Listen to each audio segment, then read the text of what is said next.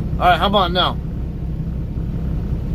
Alright, yeah, I just noticed that because I'm still trying to get everything set back up again. I do see Tom Reed. You said you can't hear. You should be able to hear now. I unmuted the audio. Michael Manuel, how you doing? Greenville, huh? Alright, well, there's a way to get rid of this. Oh, there we go. Look at that. What is with the... Oh. Okay, now I see how the privacy setting works now. Because they've changed the interface on it some, and I just see this big pencil thing right there in the middle of my forehead. Like right in between my eyebrows right now. That's like, what the heck? Can I move that somewhere?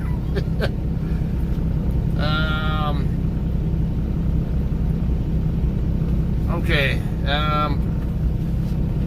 Let me do a quick, another quick safety check outside, and we'll get rolling here in a second.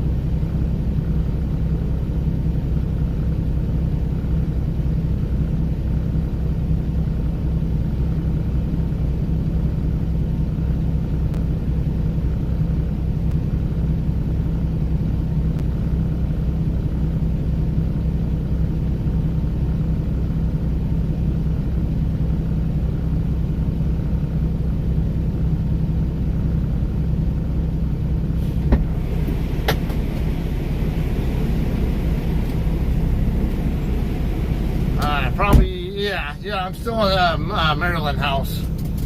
I'm getting ready to pull out of there now, though. Yeah, right at an hour and one left on my 70. I should be able to roll right into my recaps. Select this source. Galaxy Android. And you gotta find iPhone, iPad for me. Wireless.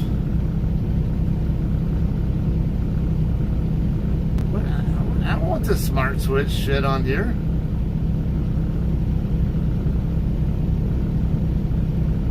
I mean, it's not an old device that I... Alright, how about don't copy? Just let me in. Alright, this is my old mount. The adhesive on it, though, here is... this is the mount that I use when I'm live streaming. It's not very secure, though, so I suspect it's probably going to come off at some point and end up down there at the front of the windshield. So hopefully it doesn't happen, but I'm pretty sure it will. Let me finish getting signed in right here.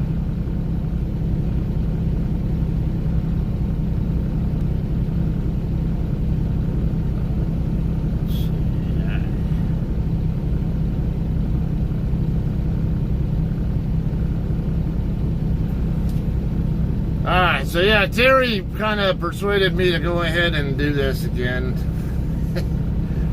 Because it's been so long. Alright, I had to get, I had to send myself a code from that phone to get logged into this one.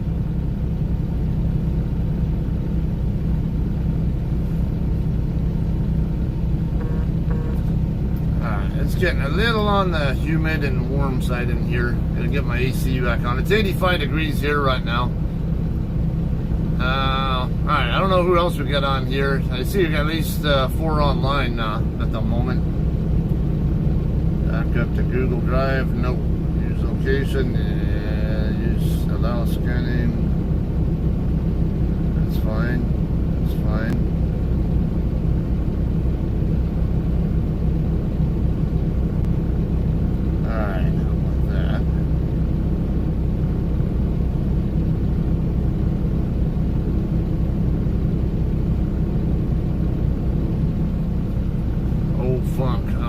Yeah, and then the Dodger game is on right now, so I'm like, another thing, I wanted to get this hooked up to the radio. That'll be the other nice thing is, because when I get phone calls on this phone, when the radio's hooked up to it also, it's frustrating because I have to sit here and disconnect the phone from the radio first, otherwise the two will fight over who gets to have control of the phone, you know, between my headset and the radio. Short stop at Chesapeake House last Thursday en route to Pottstown, Pennsylvania. I'm going to be reloading in Pennsylvania myself. It's asking me more crap. Add Verizon Cloud to keep... No, I don't really care about that. I'm not really skip set up.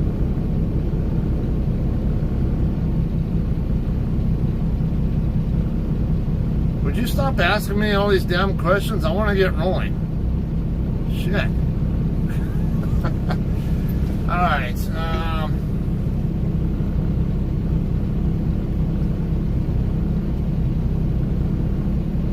well, let me see. I don't know if I can... I don't know, I might have to, for if I do end up playing music, whatever. Because I will want to play music at some point in time. Let me see if I got my Major League Baseball app on here. Game launcher. I'm used to having game launcher right on my home screen, so that's the other thing. Fernando and Oral. Yeah. I hear Oral's getting ready to retire from the booth.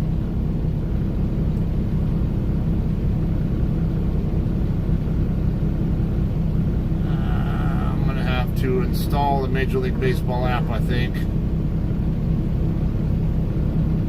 MLB Ballpark. What are you doing? Maybe let me see if it's on here first.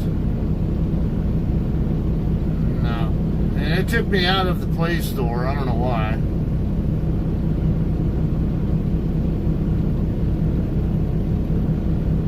Yep, that looks like the one. Alright. I'll probably just go ahead and get rolling here. Yeah, we're about to head northbound. I was looking on the traffic data, and it looked like there's, I don't know what's going on over on the New Jersey Turnpike area. It kind of gives me the impression that there are closures on it though, and I don't know how that's going to affect me. Also, I was looking at the traffic at the George Washington Bridge, and it's still, yeah, it still looks a little on the shitty side. Let's see, is my, yep, I'm barely clearing that guy's hood mirror there. That was close.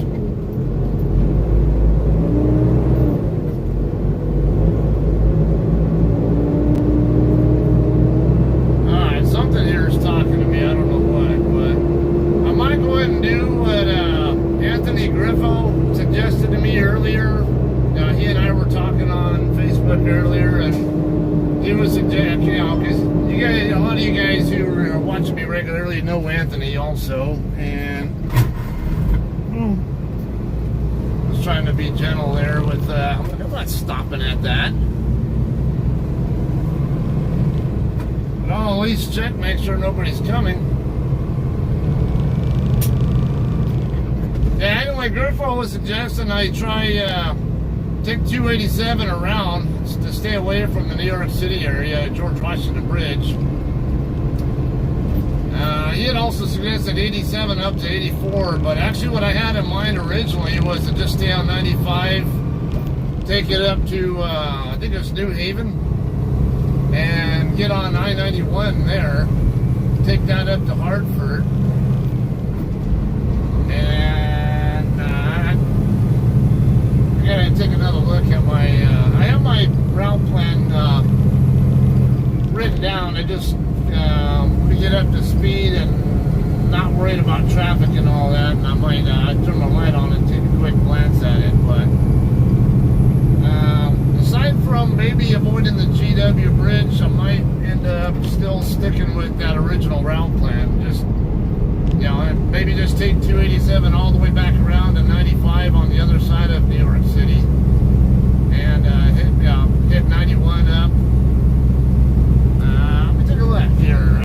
Now I'm in a good position here. Yeah, I-84 in Hartford, and I-90 at Starbridge, I-290 in Worcester, 495 in Marlboro, and then I-95, and I think it says Arnsbury or something like that, and I can take that the rest of the way up to Walmart. Now see what I mean? This mount's got issues. I need to probably just need to replace it.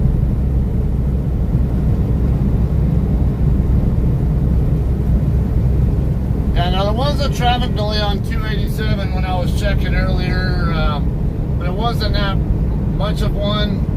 I mean, it was a stop and go situation, but when I looked again, it cleared up. So that looks like it's going to be our winner.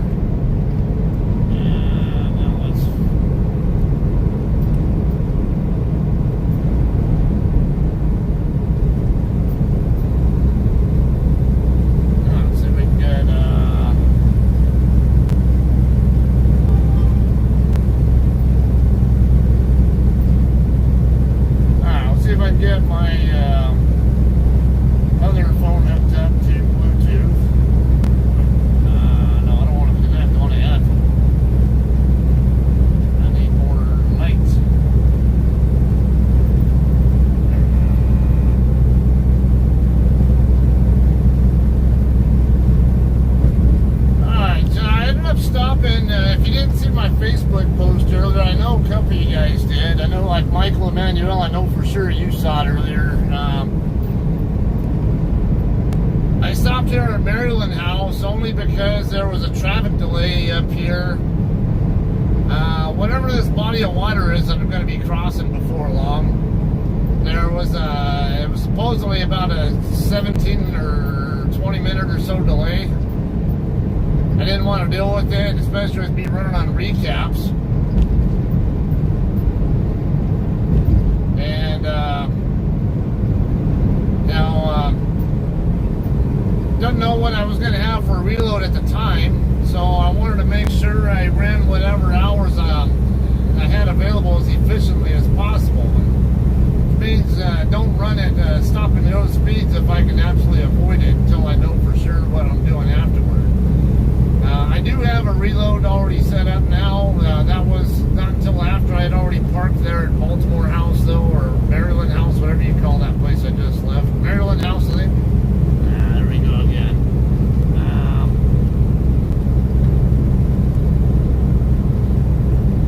Yeah, I might have to make another stop at a truck stop and maybe get another mount just like this, so I don't have to keep playing around with that. I'm not going to keep doing that all the way up.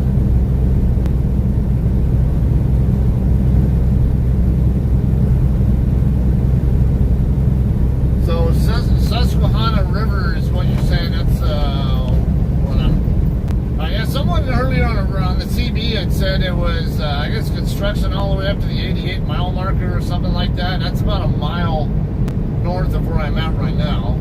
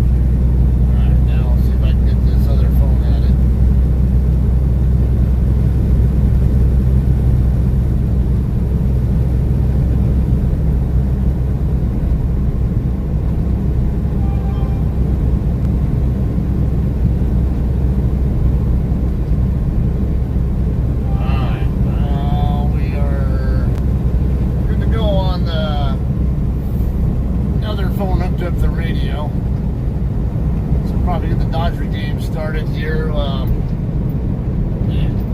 Yeah, I'm gonna have to stop pretty fast for that thing.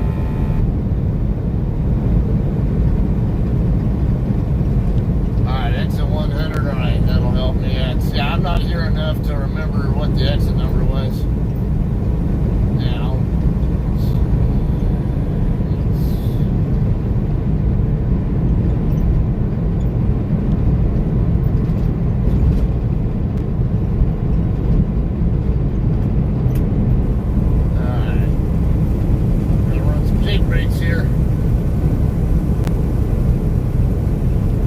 my use of the Jake brakes until I get that coolant problem fixed. The radiator, I mean. Oh, come on. I wonder if I can get it to work inside this thing here. I don't know.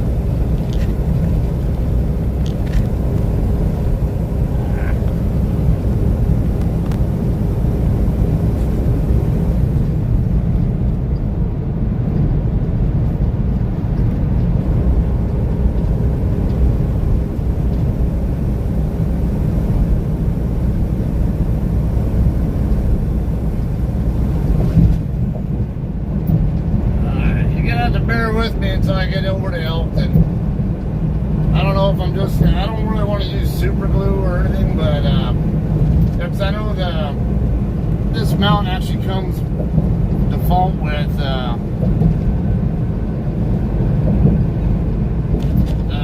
adhesive on it, but it's just dirtied up and worn out from a lot of use.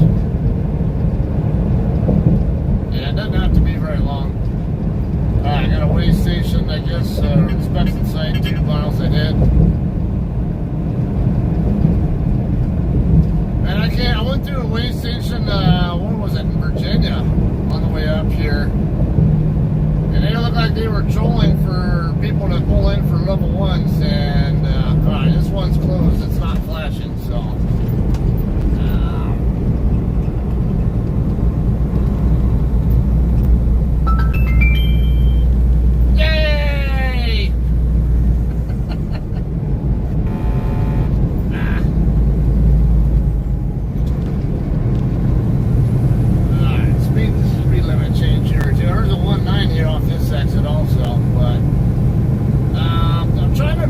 Which one actually get this particular type of mount from, because sometimes the different truck stops have different types of phone mounts, and it's been so long I honestly don't remember if I got that mount from a Love's or TA or Pilot or what.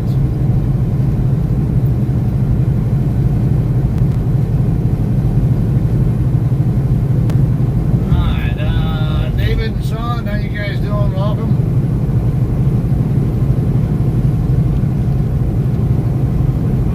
All the way down, so it's kind of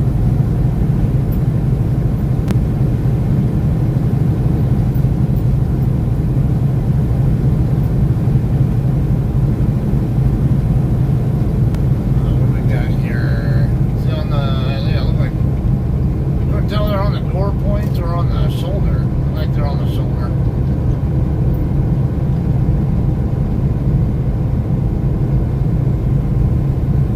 High risk stop, I guess.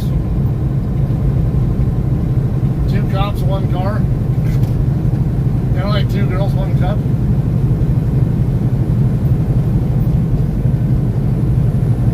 Yeah, that's a nasty video if you've ever seen that one. If you haven't, don't.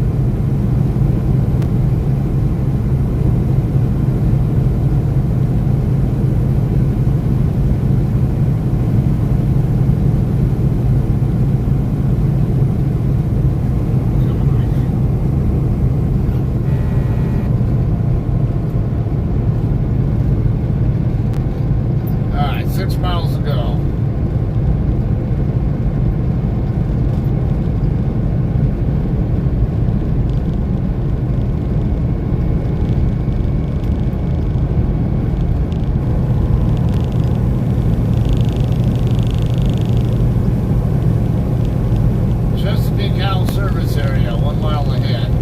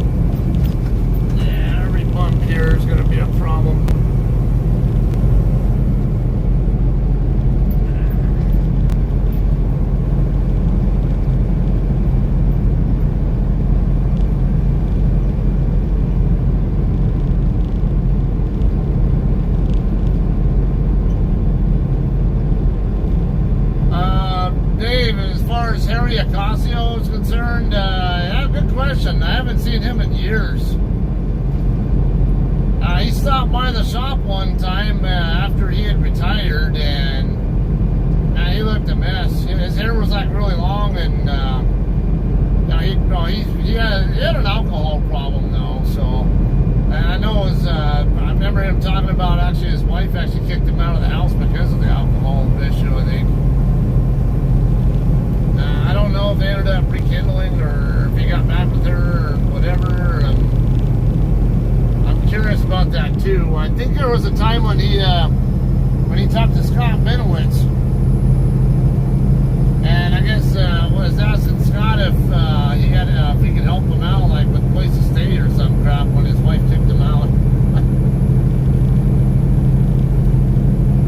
But yeah, I'm really curious. And I live in Victorville now, and that's where he lived when he retired.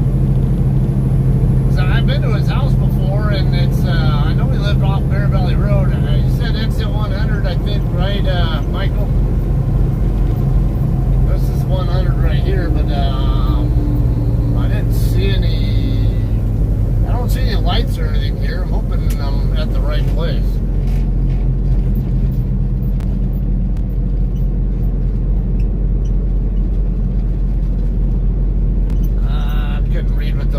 I didn't see anything about truck stops off that at that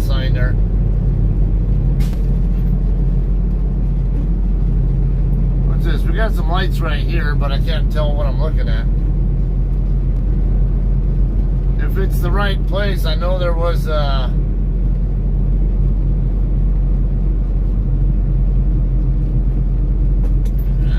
know it was over off the right side here, but no, this doesn't look like the right spot here. It's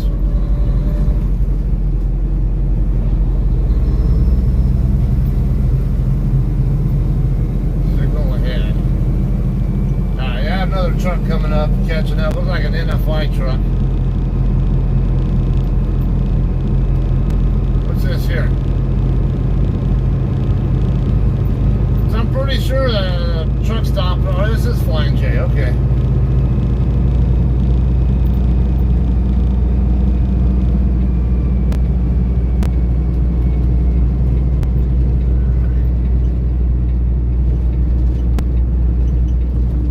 Must have been the TA I was thinking of, because I know I've seen the TA. I've actually stopped there before. My wife has a cousin who actually lives here in the area.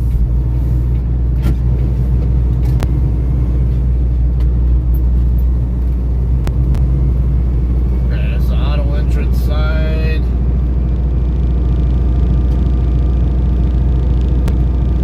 Now, speaking of fuel, I do have, should have enough fuel to get all the way to Lewiston with what I have already. I'm indicating more than 5/8 fuel, so if I do end up needing some more, I'll just probably get a splash further up. I know it's going to be more expensive, but this will also be the last trip of the settlement period.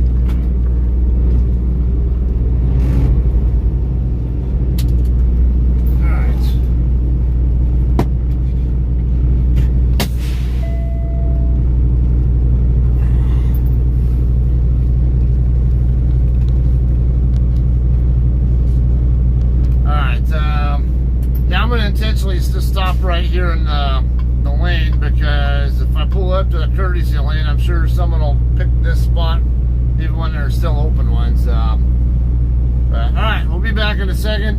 I'll just leave this here. I'm going to run in real quick, see if I can get a different mount, something that'll stick on the dash, and that way I don't have to keep fiddling with it.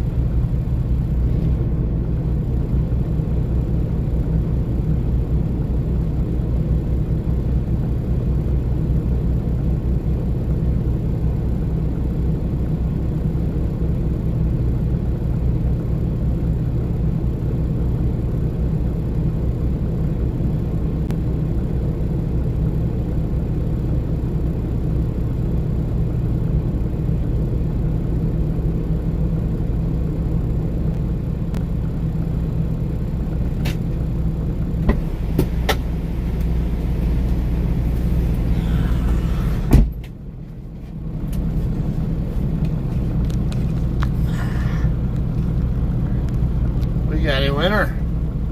Exact same mount that I'm using right now is what I was looking for, and they have it. So we'll get this installed. The good thing is I already have the magnet part on the back of the phone already, so it's just a matter of sticking this to the dash.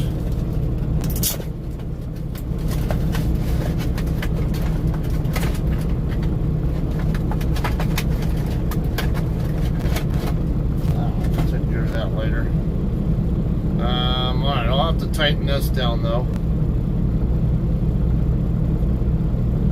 Make that a little bit more secure.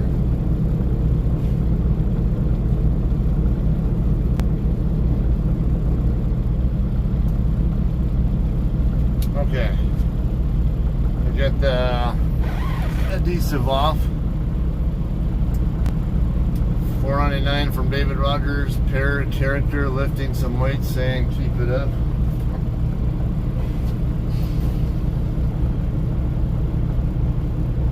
Hopefully have it on there right. Oh yeah, it definitely feels more solid. Okay. Yeah. Usually hear that when I have a new subscriber. It usually tells me on here that there's a new sub though, but I didn't see it. Maybe it's hidden behind the Streamlabs chat though. All right, this definitely feels more solid. So let's go ahead and get rolling again. So at least now it's shouldn't have any problems with me having to touch the phone or mount at all now, which I don't want to be doing. Oh, this guy 2 lanes over is getting ready to pull out also. Oh, no, never mind, he's getting out of his truck. He was pulling forward for a second, but then he got out of his truck. I think he was just trying to reposition to get reefer fuel or something. You have 0 hours and 34 minutes until you exceed the 70-hour on-duty limit, in accordance with the USA Federal Hours of Service Regulations, Section 395.3b. Can we make that message any longer than necessary?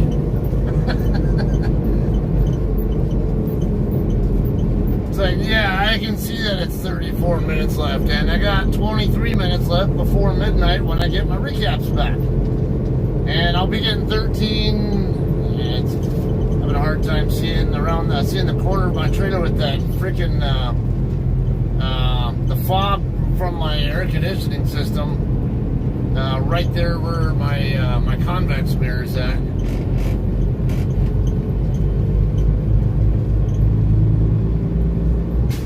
All right, so let's see, Dave. I don't think you ever had any CDL experience before, if I remember right. I don't know if anyone else is watching who's non-CDL, so just in case, not to mention someone might later watch it who's not a CDL driver, CMV driver, whatever. We have 4 clocks that we work with. They have an 8-hour, an 11, a 14, and a 70-hour clock. This guy, is there? I don't think there's enough room for me to, especially when I need extra space for my turn. We'll wait for them. Anyway, yeah, the 8-hour clock. I know you guys who are CMV drivers like Michael, Emmanuel, I'm preaching to the choir here, so just bear with me. 8-hour clock is how much we can drive before we have to take a 30-minute break. It used to be once you went on duty, it would not stop for anything unless you took a 30-minute break. But under the new HOS rules that were introduced a couple of years ago, now it only counts if I'm actually driving. And it'll reset with a 30-minute break still. 11-hour clock is what I can do on a full shift. 14 is how much time I can be from start to finish on duty.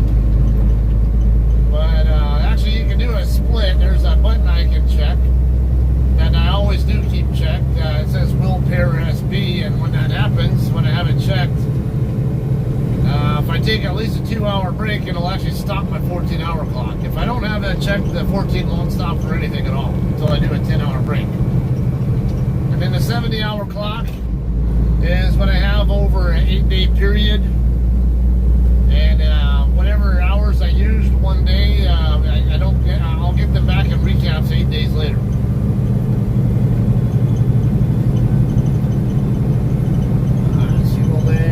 We're clear over there on the other side. Form single lane. Man, I thought that said foam for a second.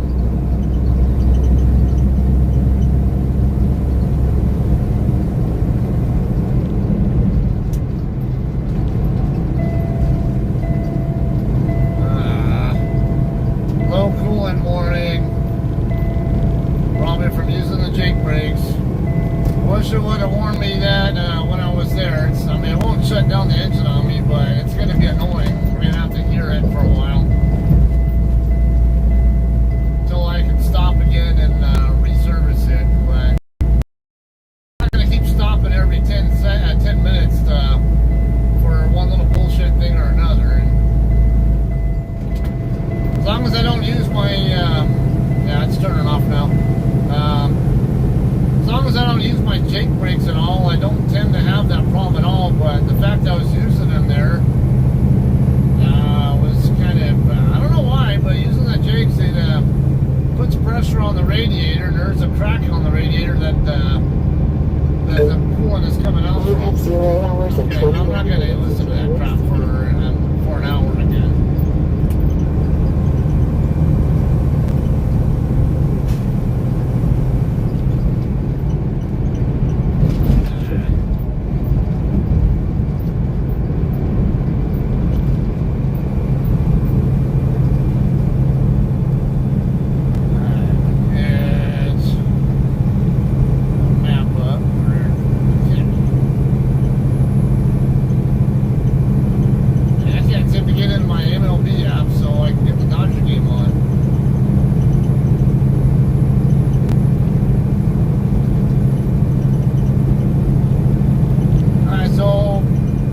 Take the more direct route through, across the George Washington Bridge.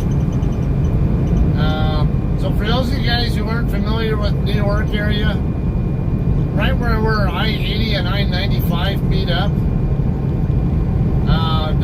you've got the George Washington Bridge right there, and then as soon as you get across the bridge there, you're basically in the Bronx. 95 can take you all the way up through Rhode Island, through Connecticut first, and then Rhode Island, and then into Massachusetts, and then a small section of New Hampshire, and then finally into Maine. There's a couple of different ways we can go up that way, though. 95 will take you straight up into Boston, and the time of day that I'm going to probably be in that area, I definitely don't want to be around there. So I think a little bit more inland route might be a better option for me to take.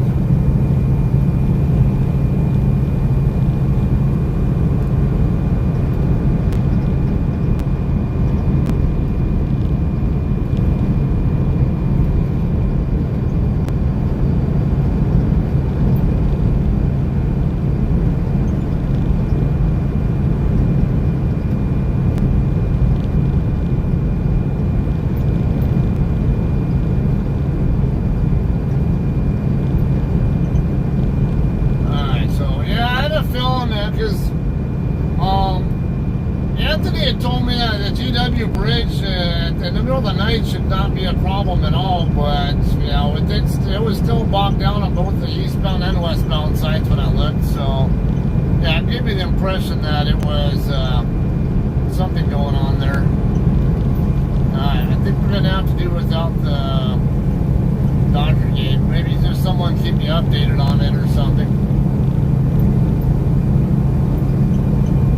Yeah, and if it's like an orangish red, it's not such a big deal. It's maybe some stop and go, but not that bad. But when it's like a really dark red, That's something I prefer to avoid.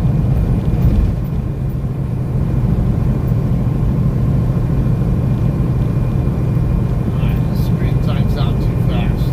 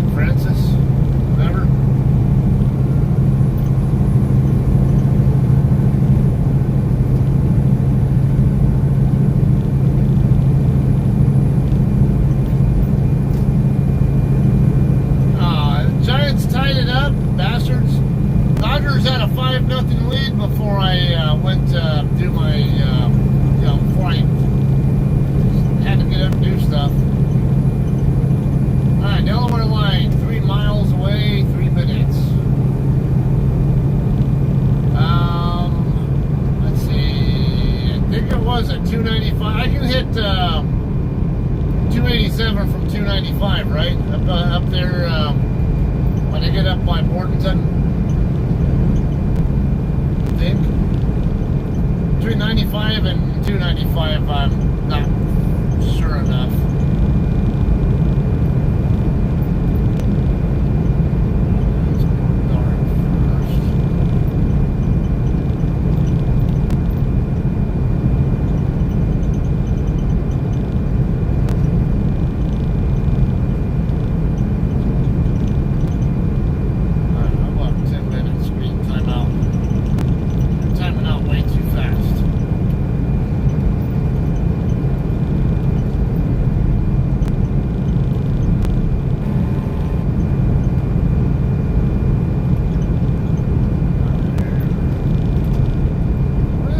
Always stopping on the right shoulder. That is not safe. Dave, you remember Gino Rep, don't you?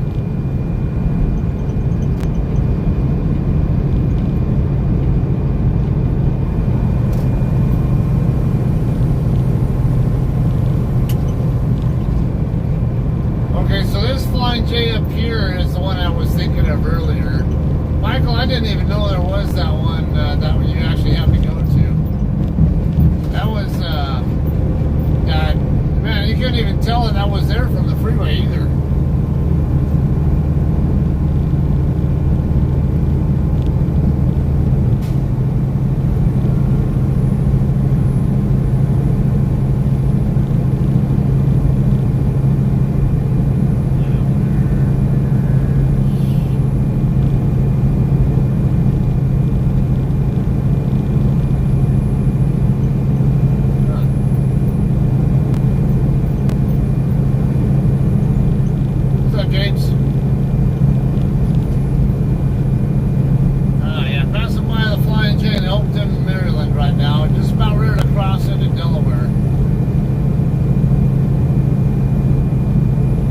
Remember last time I came out here to New York, I was live streaming that one.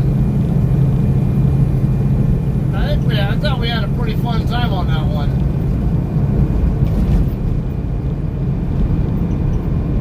Yeah, so many, come on car. Pick it up. I think I need to move, yeah, I need to move left after this Landstar gets by me.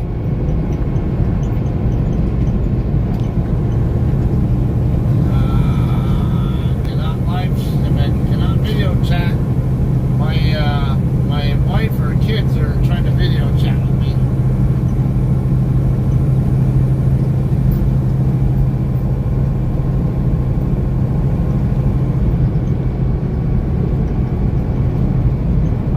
Okay, so Dave, Gino Rep was an age mechanic. I don't know if you remember him, taller, Italian-looking kind of guy, whatever, heavier, thicker build, whatever. You ever heard what happened to him? I can't remember when you left the base, and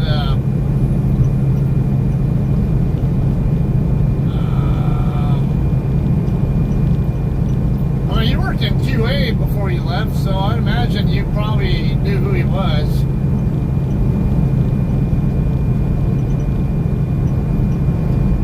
I don't know how much you dealt with the age guys, and that.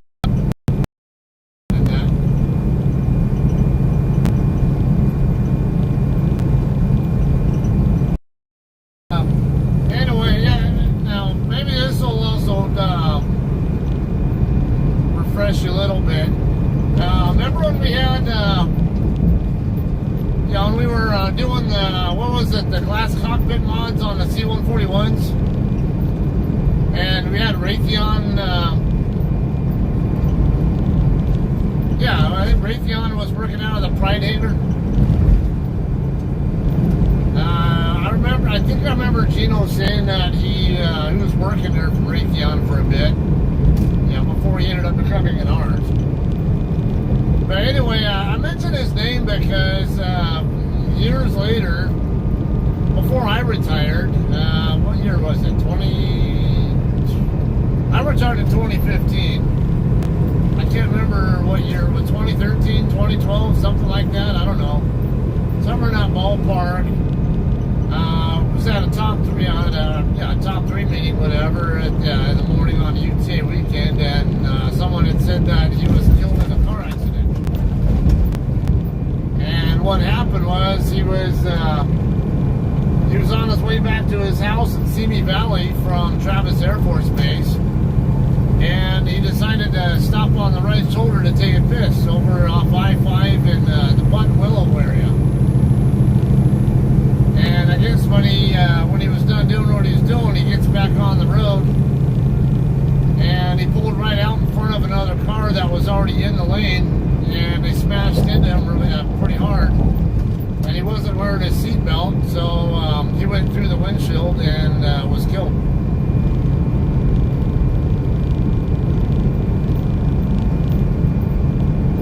All right, Michael, we'll see you later. Thanks for the info.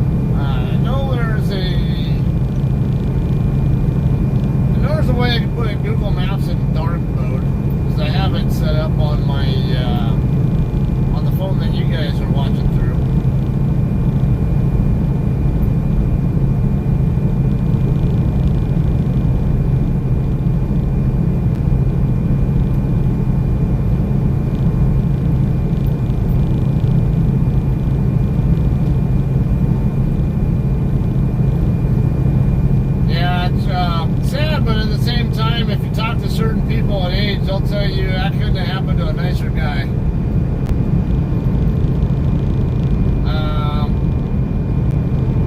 I've heard a lot of rumors about him being a chomo, basically.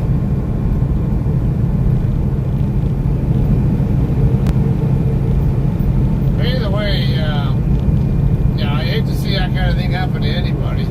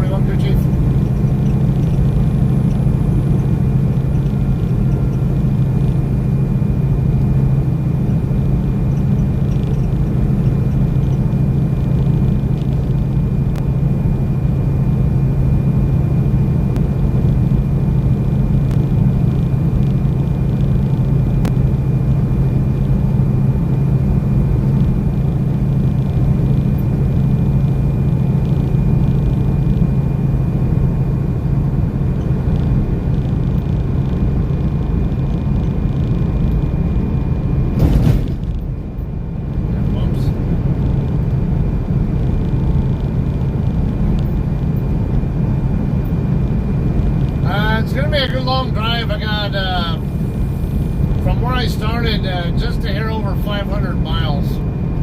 Actually, it'll probably end up being more like at least 510, 520-ish if I take I-287 up and around.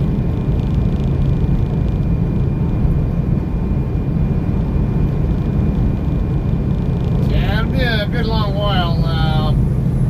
I'm sure I'm going to get tired at some point. I won't be able to take much of a nap. I'll get as far as I can, get as close as I can, and then probably we'll see what my ET8 Lewiston will be then. Maybe take whatever nap I can before I have to check in.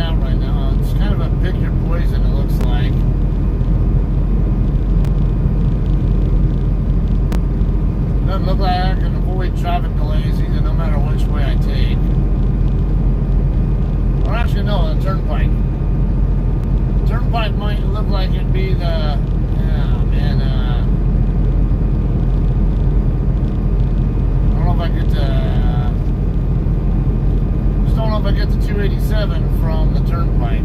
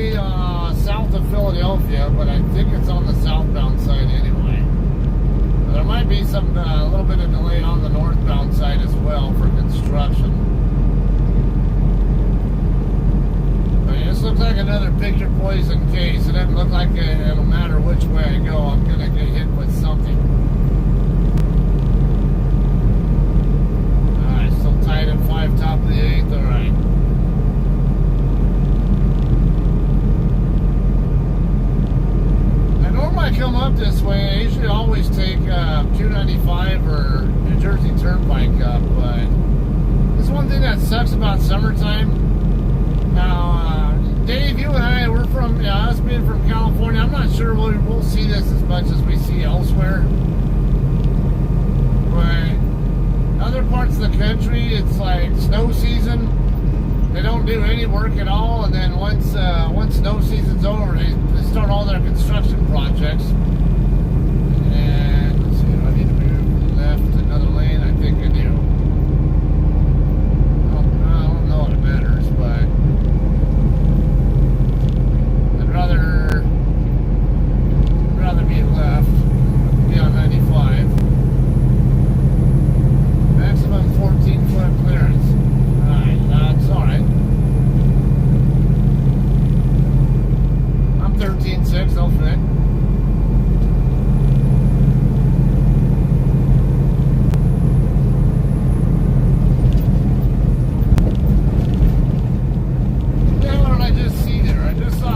About two-axle vehicles and buses.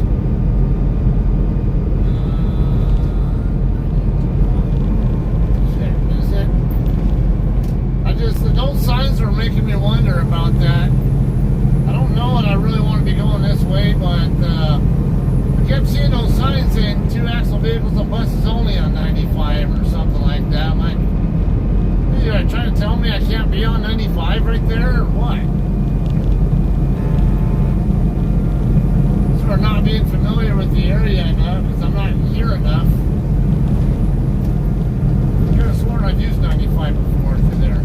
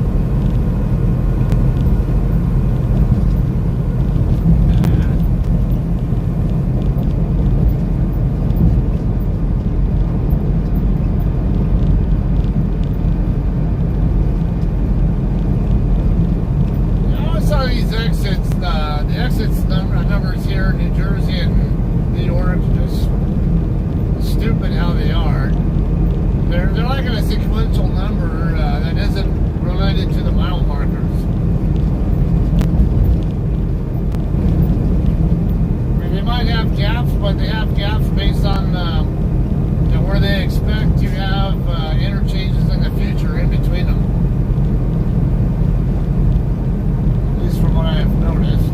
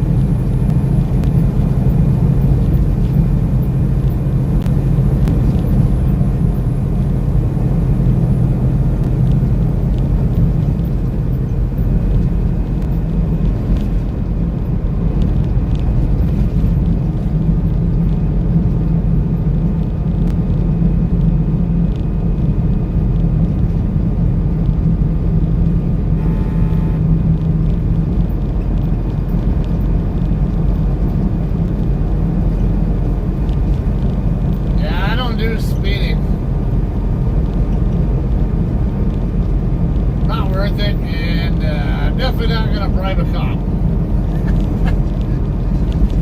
That's a good way to end up in jail. But I know it's a joke.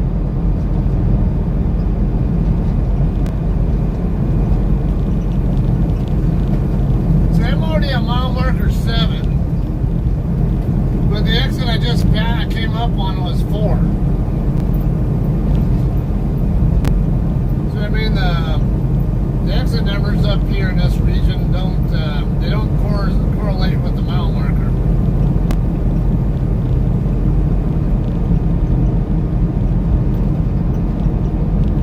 Look like we have too many more miles to go before we'll be back on 95.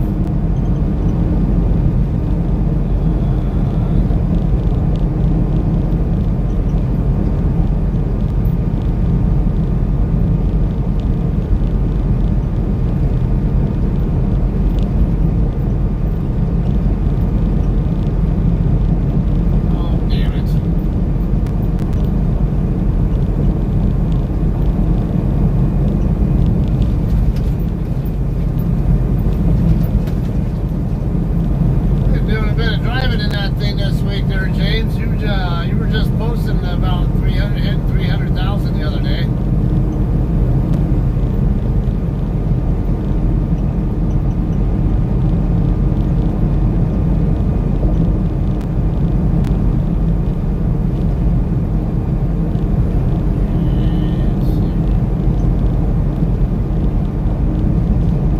Okay, look like this next exit coming up is the last one before I get back on 95.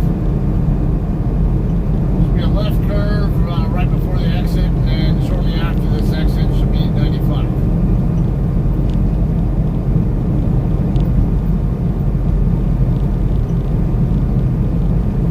Hey, what's up, Brian?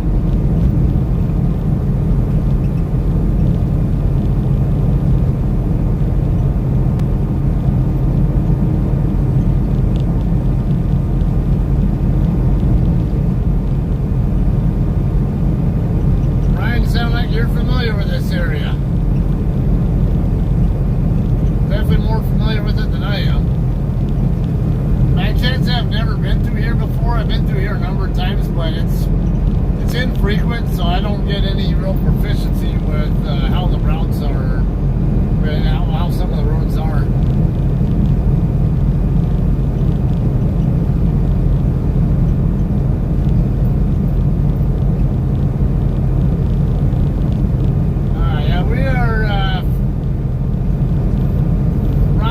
Else more recently tuning in, you might have noticed I'm on my way to Lewiston, Maine. I'm gonna have to get you off if you're not nice. There we go. Yeah, there was plenty of time for me to get over. But yeah, gonna be delivering to the Walmart distribution center there tomorrow morning, or I guess it's this morning now.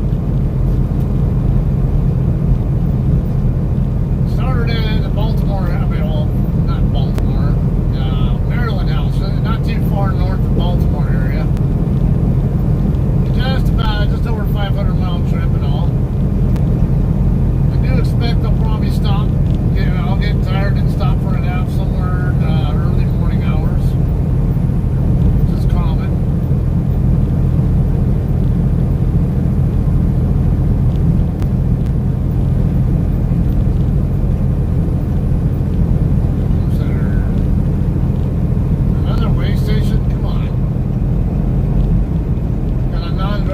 Way station coming up 2 miles.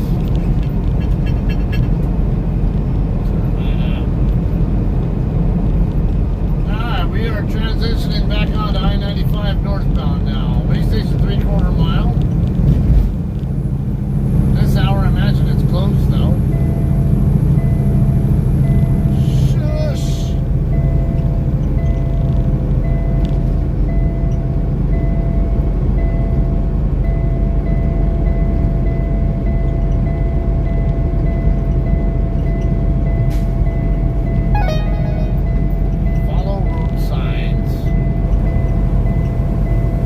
Every time I come up on a way station,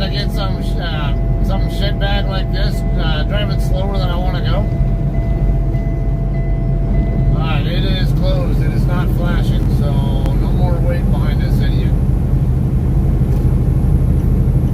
65 zone, and this car in front of me is only doing like 60. And anytime you approach a way station, it's like until I know whether it's open or closed, I have to, or whether I can bypass. Don't have a choice but to stay in the right lane and deal with those idiots. Had that happen at least a couple times earlier, dropping down at 55.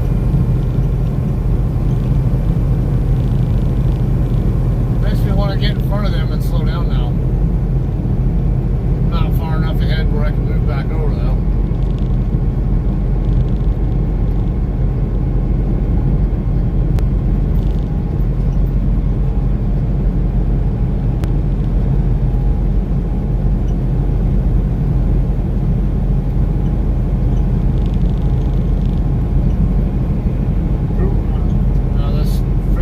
Decides to camp out behind me now. Wow.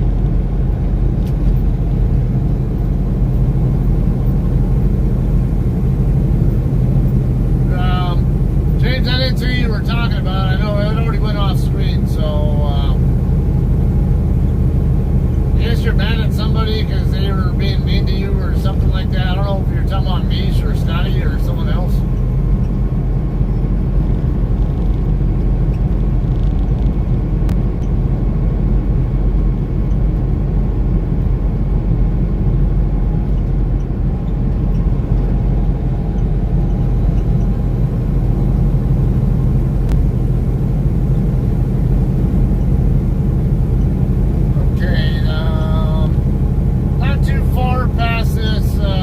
Interchange, the one that goes across, what is that, Commodore Barry Bridge, whatever that highway is that includes that bridge. It's coming up pretty soon. Within about a mile past that, this looks like the southbound side is going to have slow traffic. Looks like I can expect some delays on my side as well after that.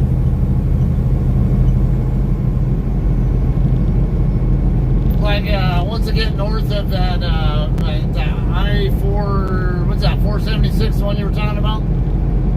Yeah, after I get north of it, it looks like it's going to be slower traffic.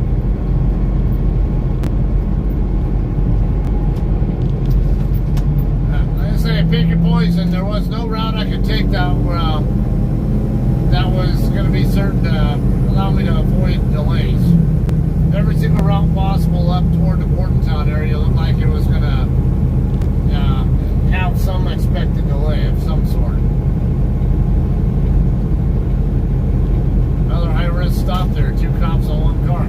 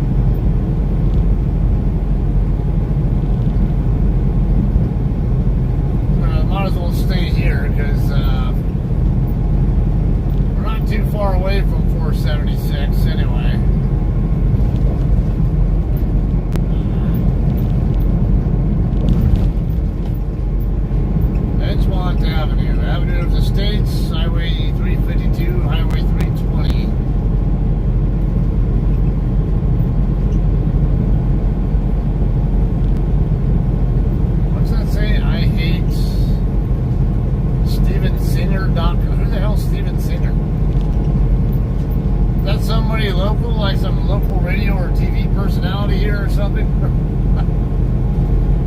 Or a politician or what?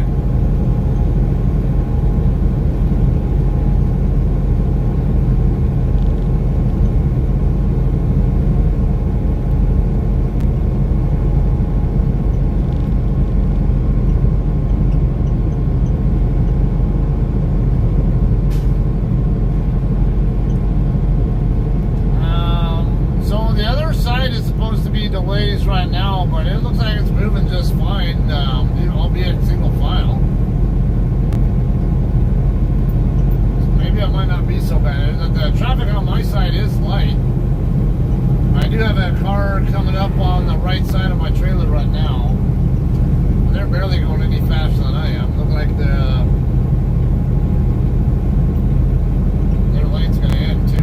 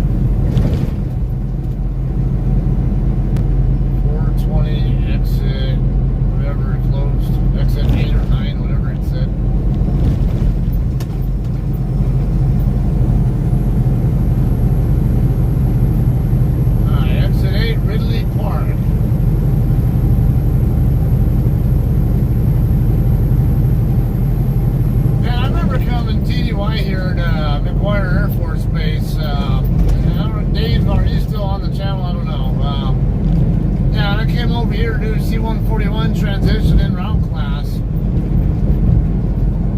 I remember flying into Philadelphia on the way in, and man, what a night and day difference the weather was. And I got here, it was like early January.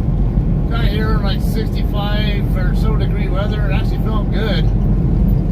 And by the time I was not even Wednesday yet, and we were down to like 40 degree highs and 7 degree lows, and getting snowed on and all that. But I remember, coming out here and checking out a lot of the stuff here in Philly, like the Liberty Bell, and isn't that called Penn's Landing or whatever? Down there by the river.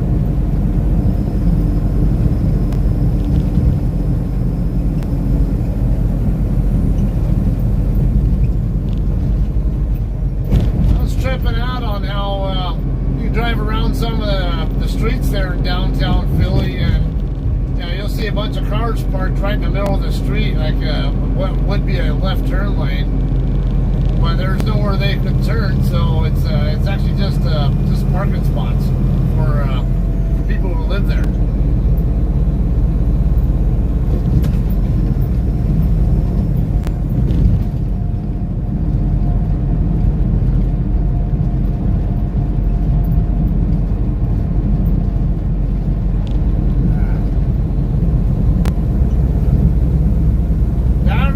I forget, did you do your whole career on 141s, or before we retired them, or did you ever do anything else before that?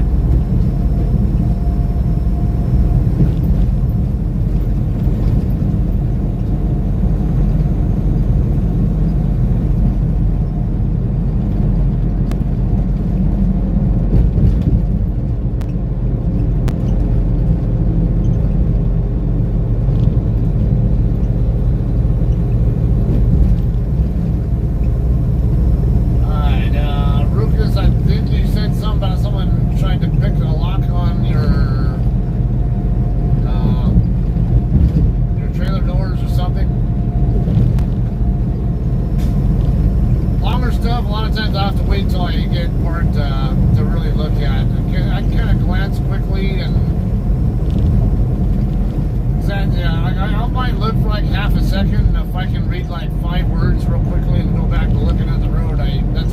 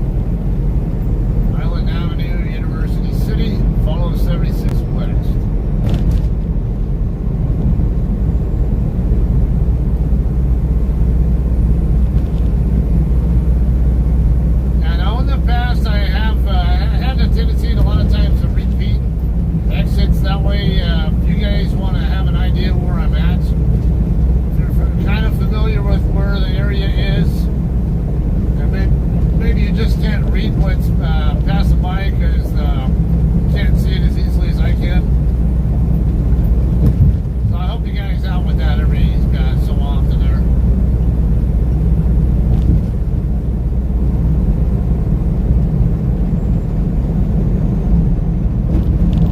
International Plaza over here on the right.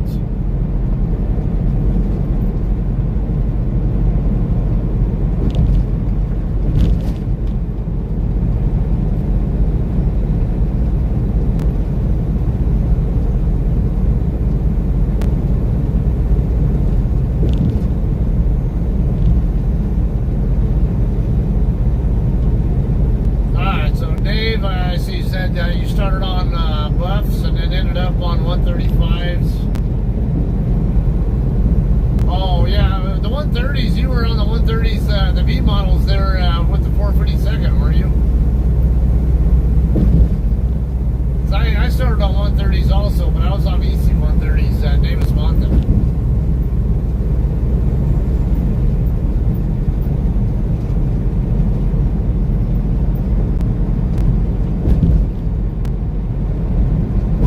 Philly, the city where my favorite football team plays. Speaking of, we've got PNC, what's the stadium or whatever you want to call it, right there next to me on the left.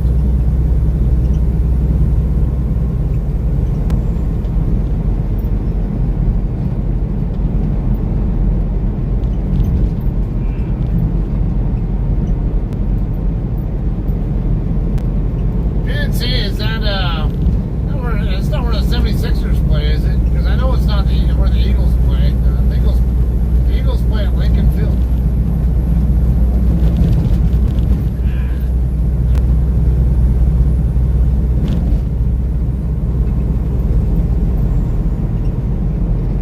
And I remember, yeah, for years they played at Veterans Stadium. I think they were actually when I came out here at TDY back in 2004. I think is what, no, 2000, yeah. I guess I should slow down. It's a 55 zone here. I thought it was around that time when they were starting to build Lincoln Financial Field, and I don't recall what year exactly it was when they did that. When they moved over to Lincoln.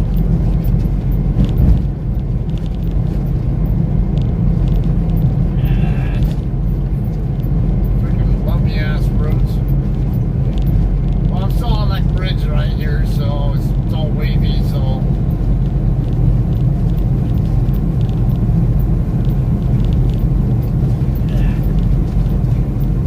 alright, Broad Street.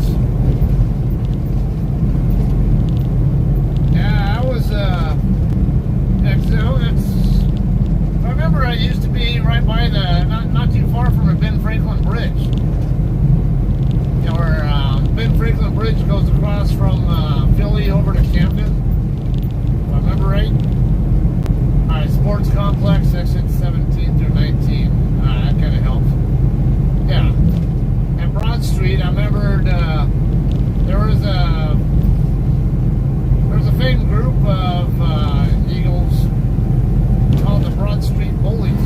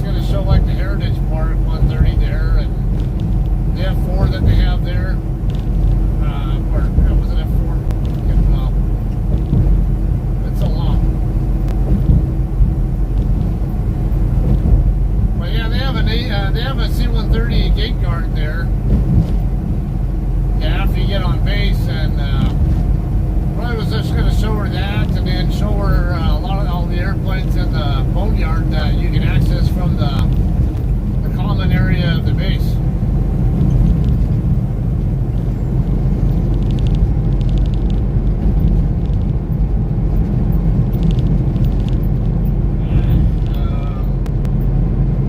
Alright, so Ruckus, hang on, I got my lane ending and this car, and gotta double check they're gonna move lanes first. Alright, good. Okay, so got my, alright, so I give you kind of a heads up on what my, I guess a resume, if you will. I was active duty Air Force from, here's the Wells Fargo Center right here where the 76ers play. And right next to it, Lincoln Field. We are passing by right now. We'll sit there and Google at that first, and then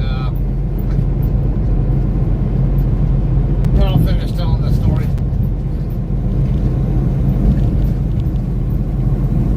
I'm John. Who the hell spells their name John, J-A-W-N? What the hell? Okay, so to give you a little bit of an intro, I was active duty Air Force from 1995 to 1999, and I became a traditional reservist in 99, right after I left active duty. David Rogers and I, David right here watching the stream as well, he and I worked together at that March C-141 flatline. And Dave was what you call an air reserve technician, a full-timer. I was a part-timer. Then I got hired as a full-timer about a year and a half later. Working on, basically, I was in a shop that supported both the KC-135 and C-141s. And when we retired to 141s, we replaced them with C-17s. And I supported the 135s and C-17s, and I stayed for a whole 20 years, and then I retired on the Air Force, on the military side. And about 6 months after that, I ended up getting my CDL. So I got my CDL in early March 2016. So a little about not quite 6.5 years now is what I've been driving for now. I love it. There are trade-offs. I do miss certain things. Like I was regularly doing jiu-jitsu a lot before I moved out of the Hemet area, where actually Dave and I both lived in that same area. Not to mention not being around home with family all the time, but then again, it's probably a better thing that I'm not home a lot, because I do have some OCD tendencies.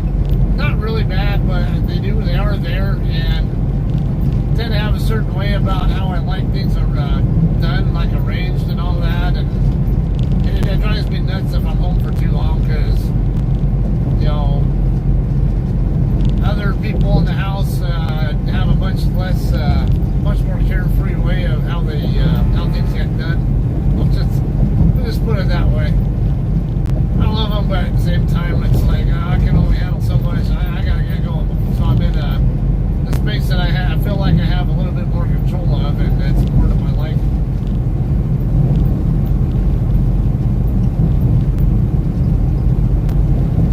Yeah, I enjoyed doing the aircraft maintenance work, because I was a crew chief on.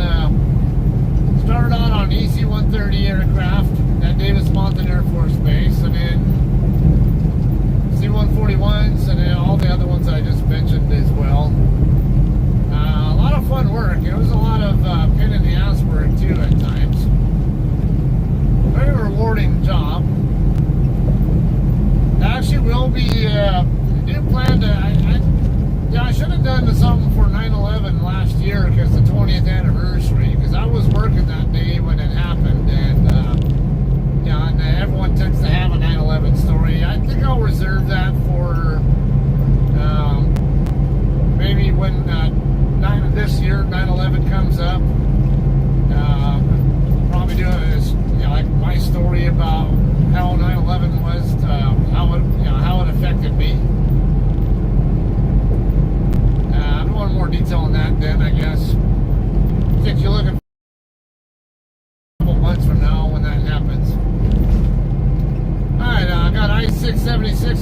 6:30 coming up here. We're going to stay on 95 though.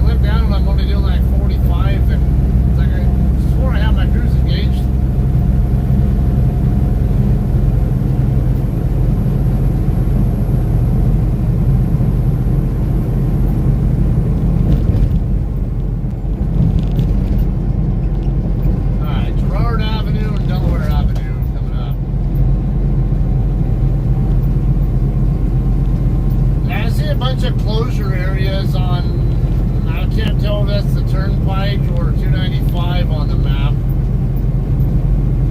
And with the way the traffic data blends in, and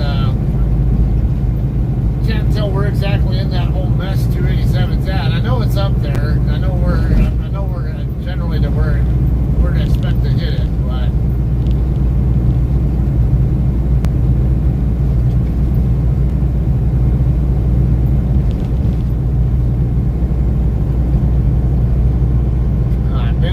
Bridge off to the right, okay. Yeah, and I remember coming out and checking a lot of this stuff. I just didn't have a really good bearing on where about in town I was.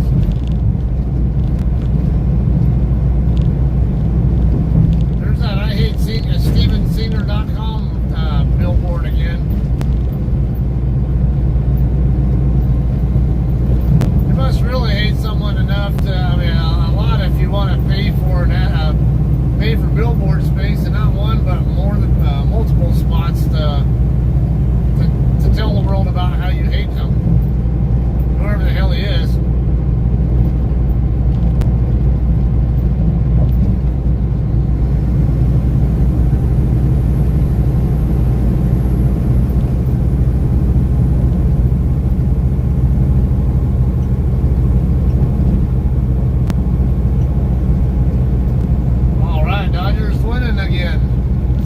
See if they hold on to the lead this time. Okay, so about that with the George Washington Bridge, I was originally planning on going up that way, but construction and I'm expecting traffic delays on the GW Bridge even at the hour that I'm going to be going through there. So planning on taking 287 up and around instead.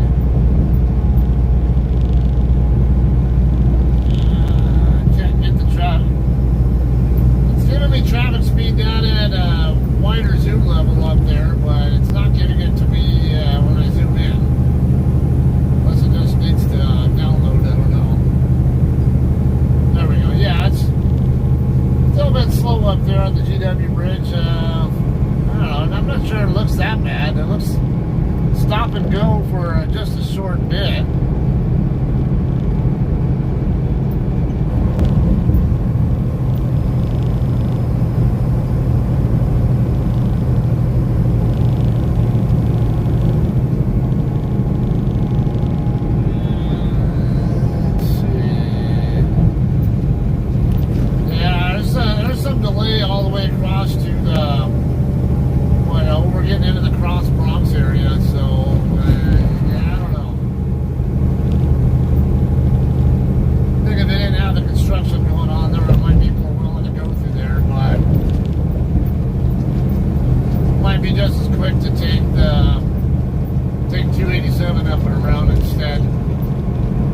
Be as much good scenery for you guys, but gotta also be mindful of the fact that I have a 70-hour clock that I'm trying to maintain and make sure this load gets delivered on time as well.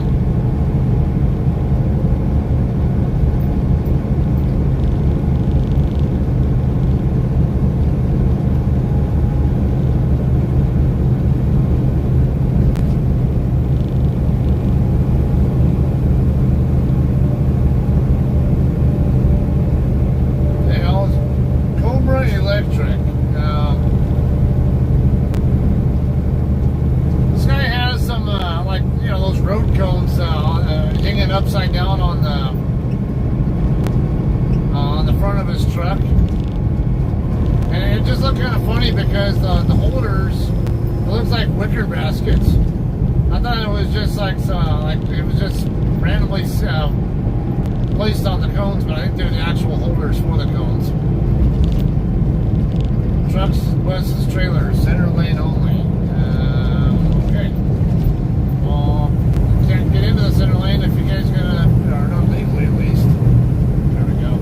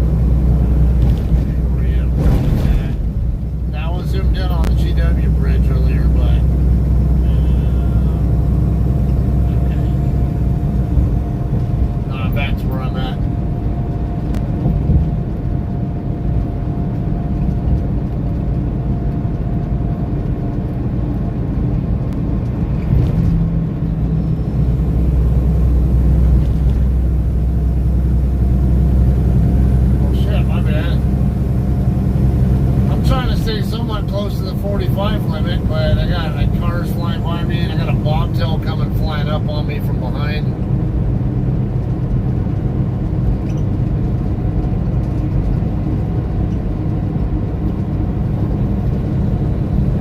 It does seem kind of stupid to have a 45 zone here. I can kind of see doing that if there's construction workers present, but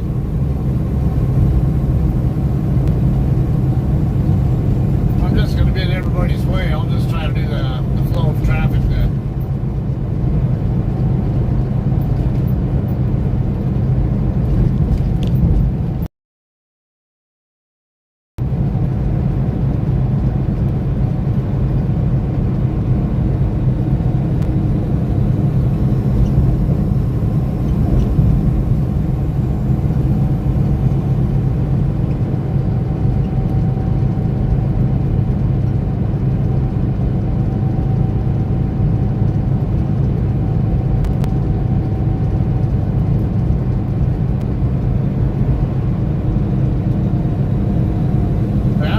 Back in California now with all these speeding cars.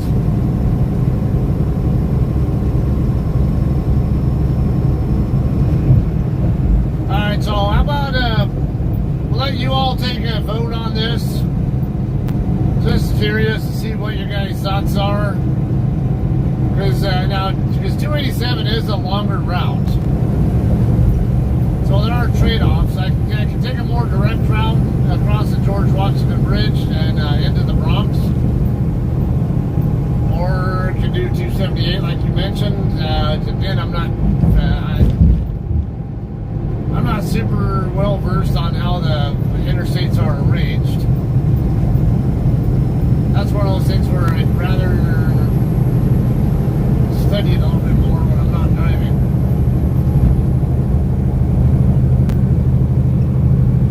Or take 287 up and around.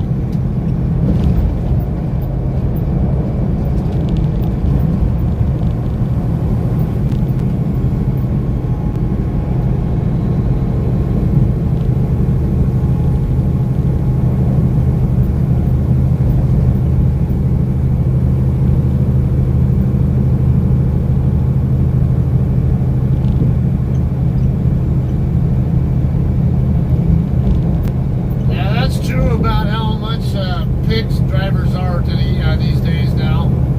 They'll leave piss bottles anywhere, or sometimes even shit bags, or they'll piss on their fifth wheel, even though there's a building with restrooms not a short distance away. I mean, how pathetic and lazy do you have to be to do that?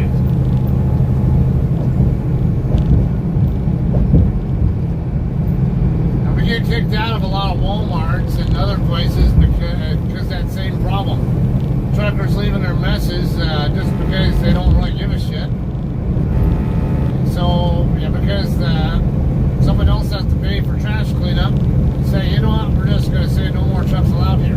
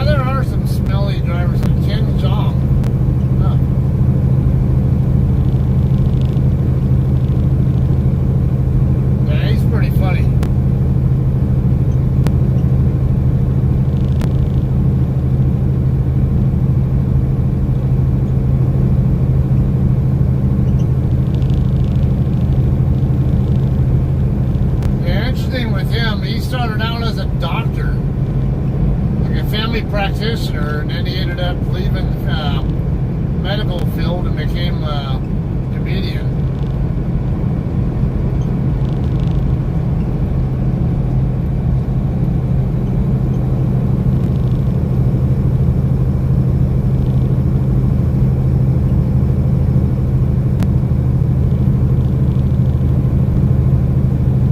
Okay, I think it was 167 miles from the Maryland house to the George Washington Bridge. I checked that earlier. I'm right at about 90 so far. So yeah, it should be a little over an hour from here before we get there. I'd like to be able to get back up to 70 miles an hour sooner or later, without having to worry about getting stopped for it.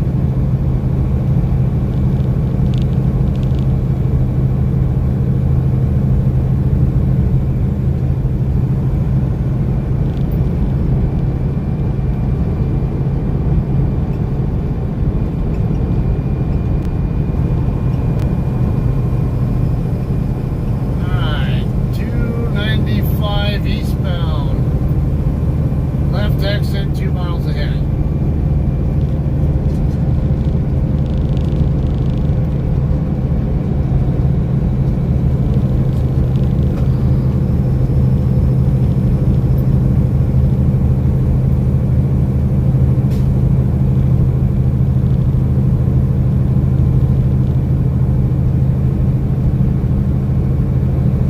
So you guys remember the original name of New York City, right?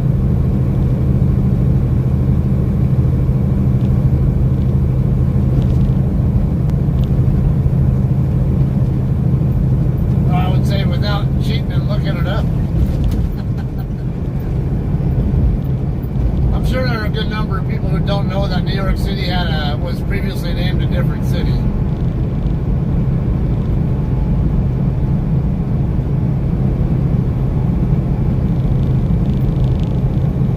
Alright, North 95 to New York to New Jersey Turnpike.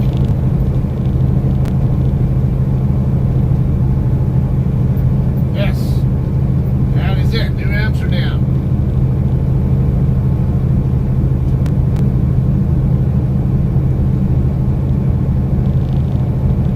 Yeah, I forget why they changed the name though. It's I mean, that kind of tells you how old Amsterdam is if they didn't call it New Amsterdam originally.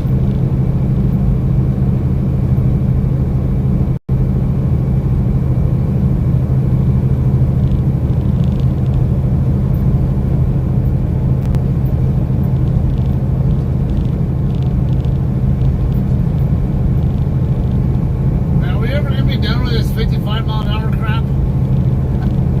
Might as well be back in California with this bullshit.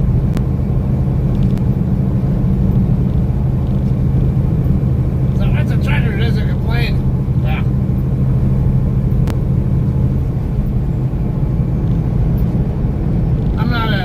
I don't complain enough to be to make it obvious that I'm a seasoned vet though, which I'm not.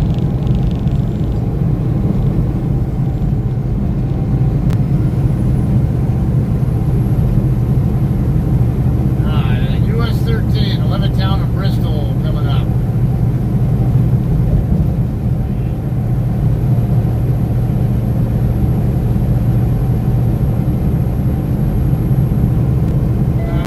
Alright, so you want to know about my take on fellow truckers. Anything more specific you want me to delve into on that?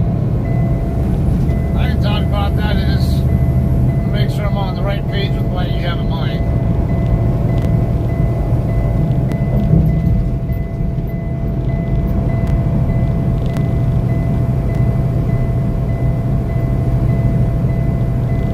Amsterdam been around since 1275. Wow. That's a long time. Doesn't surprise me though, because there are a lot of even in Northern Europe, up. I think there were a lot of cities that have been around a long time, like Rome. Now, Rome's been around since before Christ.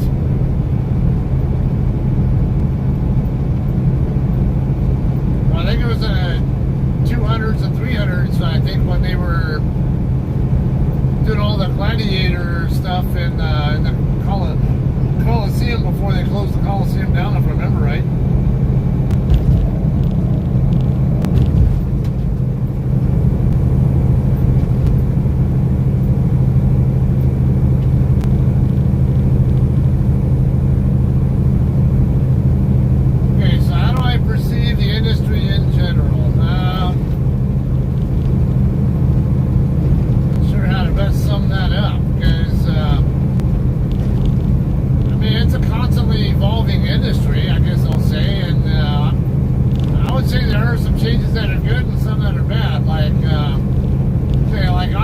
Transmissions, I hate them personally.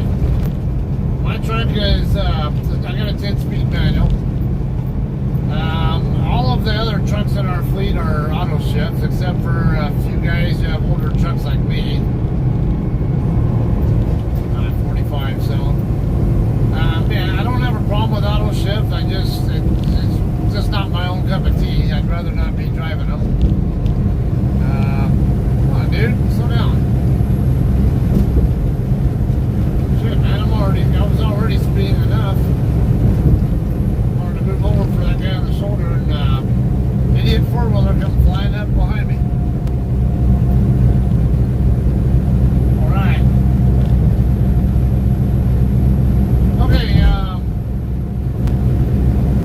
yeah, auto shift, it's great for people who have maybe medical conditions with their left leg or whatever. Even in, like, come on, let's be real here. How often do people really touch their clutch pedal? I mean, if you can drive properly and stop and go traffic, you really won't even need to touch the clutch pedal much there either. Yeah, I live in Southern Cal. I'm in slow traffic all the time in Cali, and I don't use the clutch pedal that much. So, yeah, I usually say when people say, I hate dealing with the clutch or whatever in traffic, well, it just tells me you're a lazy person, then, possibly. But, you know, if people actually have legit medical issues, you know, it may be problems with their left knee or left ankle or foot or hip or whatever, anything on the left side where it's painful to operate the clutch. I get it. I mean, it makes a lot of sense for that, you know, for people like that to be using it. Or, I don't have a problem with auto shift if someone else wants to drive it, but don't do away with manuals for those of us who prefer to stay in manuals. And that's the problem. Too many companies are getting rid of all their manuals and just sticking only with, let's see, we're into New Jersey now. I need to do the flyby bypass here on the left. Alright, Bordentown, next exit.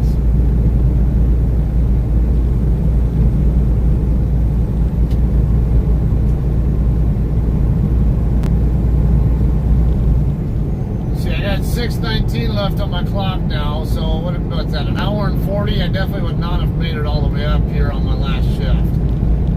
I would have ran out of 70-hour clock before then, so. Yeah, I was originally thinking about stopping like in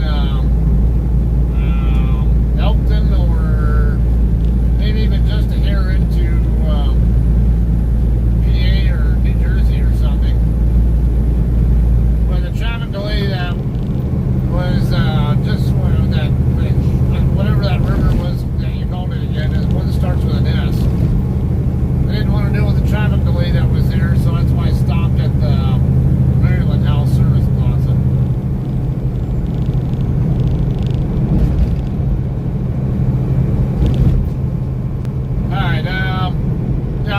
I really have a problem with collision avoidance technology, though. I don't think that has any business being on any vehicle. That is precisely why I left Sierra England. I got my CDO through Sierra England. Say what you want about them. They actually really good school in Fontana, California, where I went. It's only 40-mile drive from my house.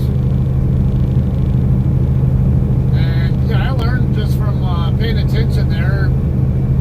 A lot of the problem with the poor drivers now is not always the bad trainers, as it is trainees people don't want to learn. And all they want to do is get that CDL in their hand, and they don't really care to pay attention to any other details that they don't need. But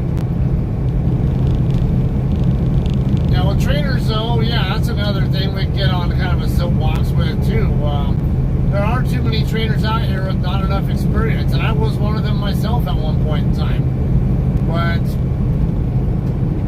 on the other hand, it's I don't necessarily think that amount of experience is such a necessity, because I can tell you plenty of cases of drivers who have experience who really have no business being trainers.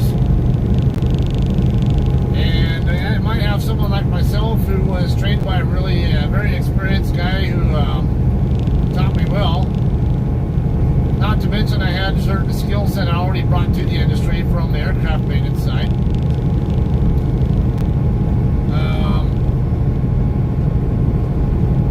So yeah, it wasn't just I wasn't just using people as mile mules. And yeah, there's some common sense stuff in here. It's not like this is rocket science.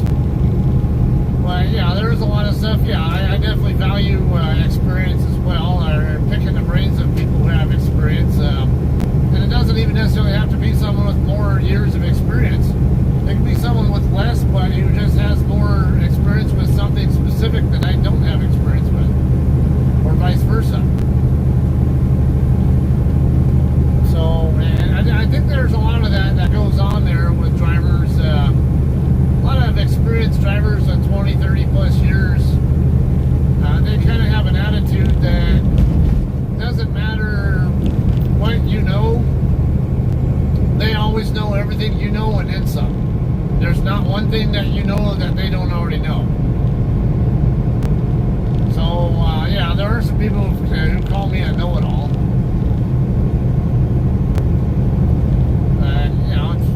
So, and I'm one of those guys though where if you're,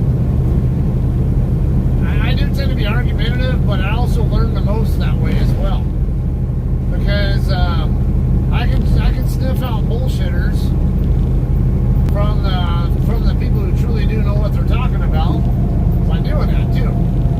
So I might be a real pain in the ass for them to deal with at times, but I say, if someone is a bullshitter, well, that's just how you do it, whatever. That's the way I was trained, or whatever. It's like, okay, so what you're telling me is you're teaching me, trying to teach me bullshit that you were taught, and that doesn't necessarily have any real logic to it. You know, whereas someone, I can argue with somebody and they actually give me a good argument. You know, I'm on board. I'll buy into whatever you're selling me. But yeah, I'm kind of all over the place on this right now. The collision avoidance stuff I was kind of going on earlier. All those auto shift trucks that they had at Cedar Rail when I was there had that collision avoidance crap in them, and I guess all trucks made after 2022 now are required to have it. I can't stand it. I've had so many times where there's nobody at all in front of me, nothing at all except for a bridge, like an overpass, and a shadow coming off it or something, and the collision avoidance system thinks that someone's in front of me and I'm about to crash into them, and it slams on the brakes for nothing. Or I've also had a time where maybe there's a curve up ahead of me and a slower vehicle in the curve. They're not even in my lane, but the collision avoidance system just sees them as an object that's in my path and that I'm going to crash into them, even though I'm not, and decides on its own that, oh yeah, I need to make you stop because you're not slowing down yourself. The stupid computer doesn't know the situation. The human does. human can analyze the situation and decide for themselves best what's best for the best action to take. Well, don't tailgate and get off your phone. Don't be staring at your phone the entire time you're driving, and maybe you won't need this kind of stuff in the trucks. Yeah, and honestly, I think having that kind of stuff like adaptive cruise, collision avoidance, and all that, I think it's more apt to encourage people to have those bad habits than to also even like GPS. People too often blindly follow GPS. They don't do their good trip planning anymore. So, alright, well guess what? Now when your GPS takes a shit, or maybe you've got solar flares or bad weather, now your GPS can't get a good signal to the satellites that it needs. Because that's how GPS works. It needs to be able to read the positions of at least 3 satellites, if not more, to triangulate its own position. And when it can't make a good connection with those satellites, well, your GPS just took a shit. Your GPS might be working fine, but something might be preventing it from working, like solar flares or EMP from Russian interference or something. It does happen.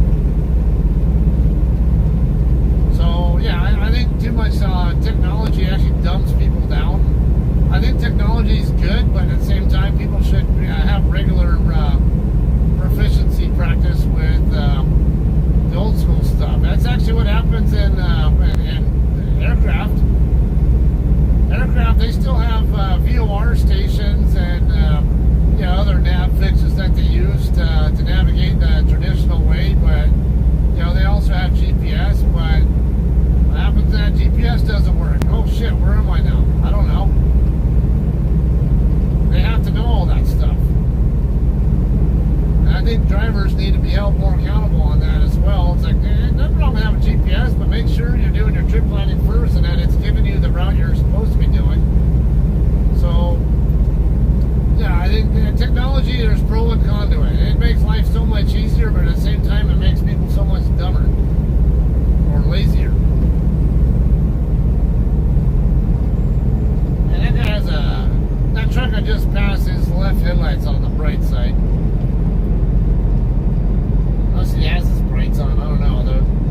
The left one's brighter than the right, but not by a huge amount, I would say. I'm going to move over now just so I don't have to look at that anymore.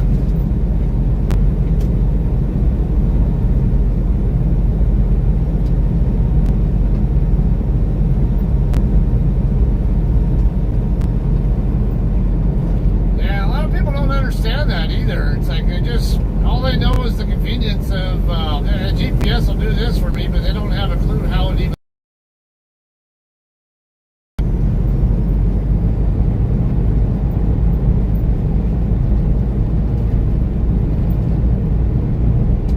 Okay, so this is why I see a bunch of road closures on the map.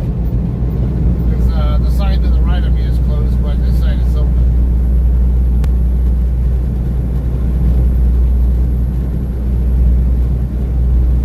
Like a bit of a mess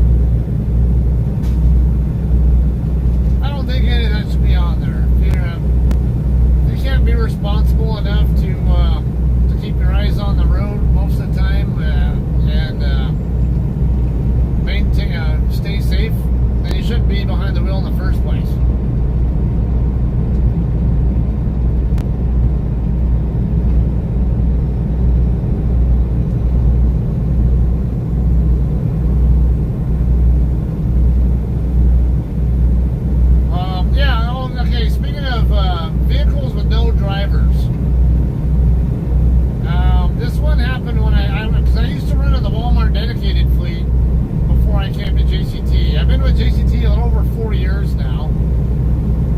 Ran about 9 months or so while doing Walmart dedicated out of Colton, California.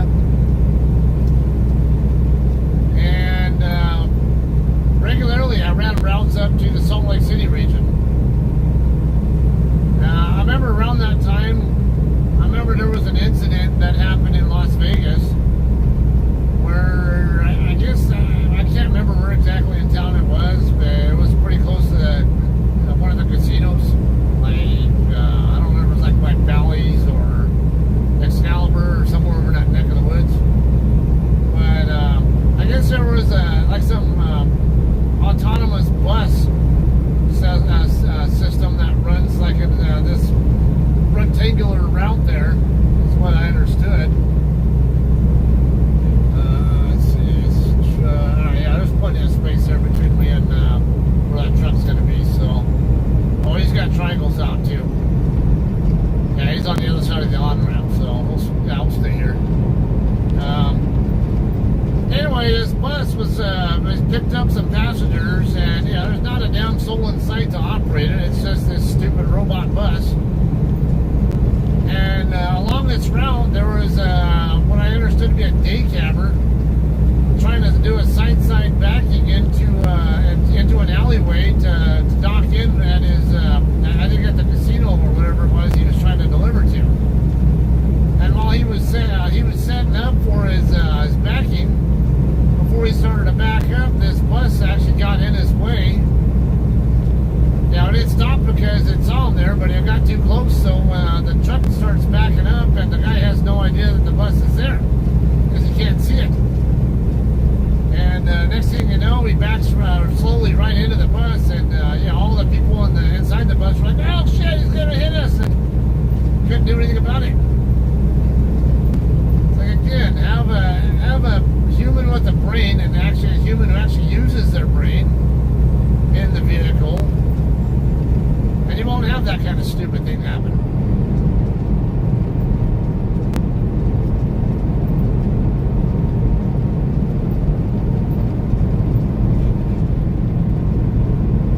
Alright, this phone is losing power really fast, so let me zoom in. Just wanted to take another quick look at the George Washington Bridge. It doesn't really look any different than it was earlier. So, actually, going across Bronx or whatever you want to call that, Hudson Heights or whatever you call that section there, actually looks better now than it did earlier. So, it's just getting across the bridge is the problem.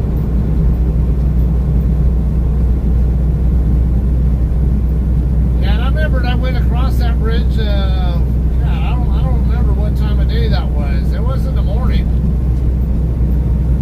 I was live streaming it. You guys, some of you guys who were on here might have been watching it.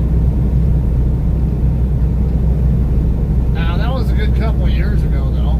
And that one I was on the way into Hunts Point from started in Syracuse.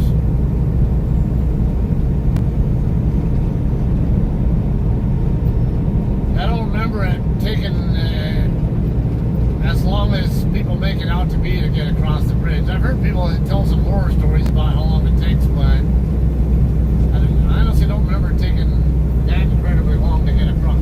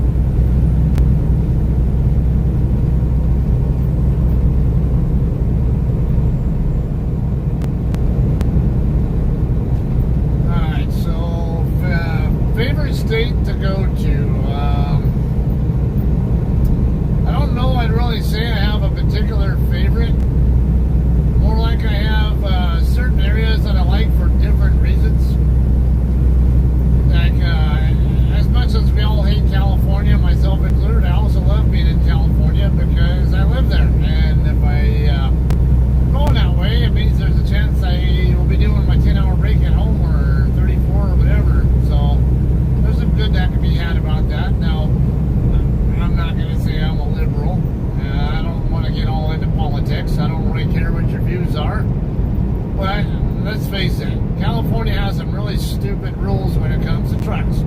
I don't care if you're liberal or conservative, they are stupid. So, yeah, and even I agree with that. But, you know, like I say, there's a lot more. There's also plenty to like to enjoy about the state. Yeah, I've lived there my entire life outside of Air Force service, and not quite a year of time I spent in college in Idaho. Aside from that, I would say, as far as scenery is concerned, I love I-70 between Gulf Fort, Utah, and Denver. They'll go across, go toward and across the Rockies. Oh, awesome, beautiful scenery through there. I love it. I do have video footage, high-speed video footage of at least the Gulf Fort to Green River, Utah section of it, not too long ago. I used to run through there all the time when I ran OTR with England, because I used to be on a fixed, well, not fixed, but a preferred lane of Southern Cal to Central Pennsylvania and back. And I would usually always take the 40, 44, 70, 76, 80, whatever kind of route out to PA, but on the way back, it would almost always be 80 out to Big Springs, Nebraska, and then I-76 to Denver, and then 70 across to 15. And so, yeah, I got to know that area fairly well. Not super well, but fairly well. I never get tired of driving through there. Just not so fun having to put chains on in 6-degree weather, and when you wear gloves,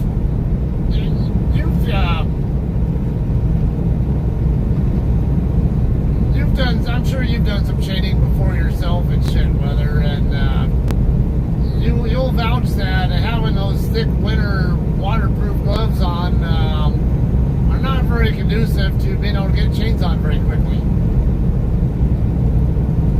Man, they make it a lot harder to put chains on, to be honest with you, so I would just use my mechanic gloves or whatever. Actually, even when I did try to put them on with some supposedly waterproof gloves, oh no, my hands, congestion ahead, proceed with caution.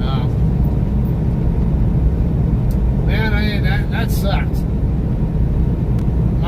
Those gloves did not keep me dry at all, and then my hands actually got so cold, I actually got what's called frost nip.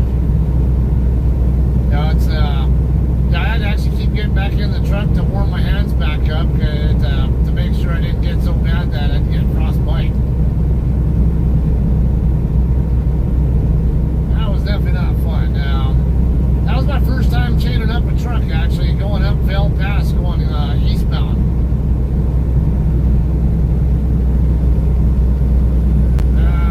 Not a fun time, but I made it. That was, I'm not one of those put chains on only to get out of trouble and don't get yourself into trouble, whatever. It's like,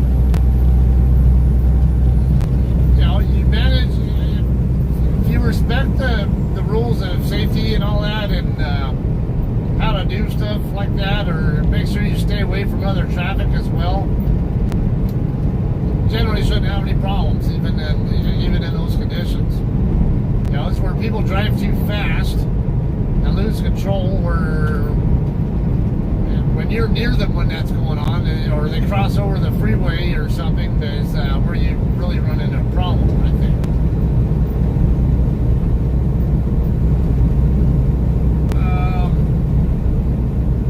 Let's see, so yeah, I-70 and the Rockies, and then, you know, Utah is super scenic.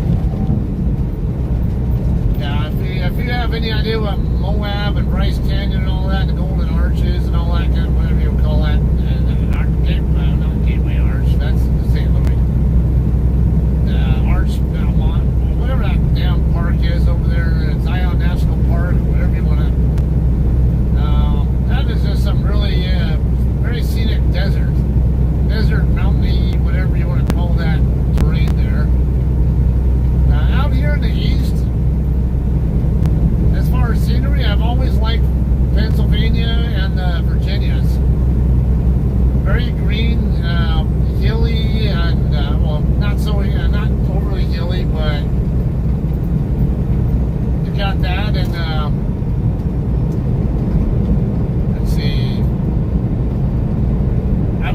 thing for brick structures as well, and you see a lot of that in like the Dallas-Fort Worth area or throughout a lot of parts of Texas.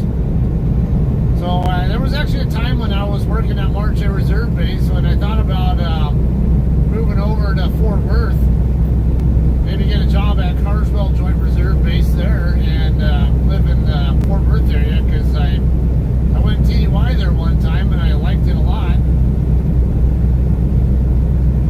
And I just love how green and I always like the brick structures. You don't get brick structures in California because yeah, they're not so earthquake friendly.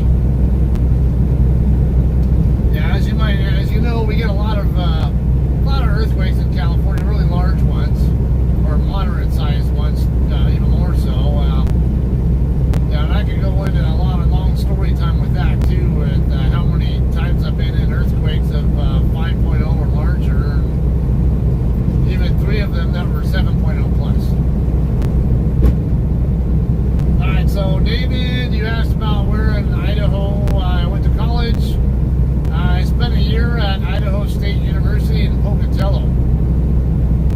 I went there to do pharmacy school, but yeah, I found out the hard way that I wasn't really too keen on borrowing or having mom and dad support me with money all the time, so I was more interested in trying to make my own living there.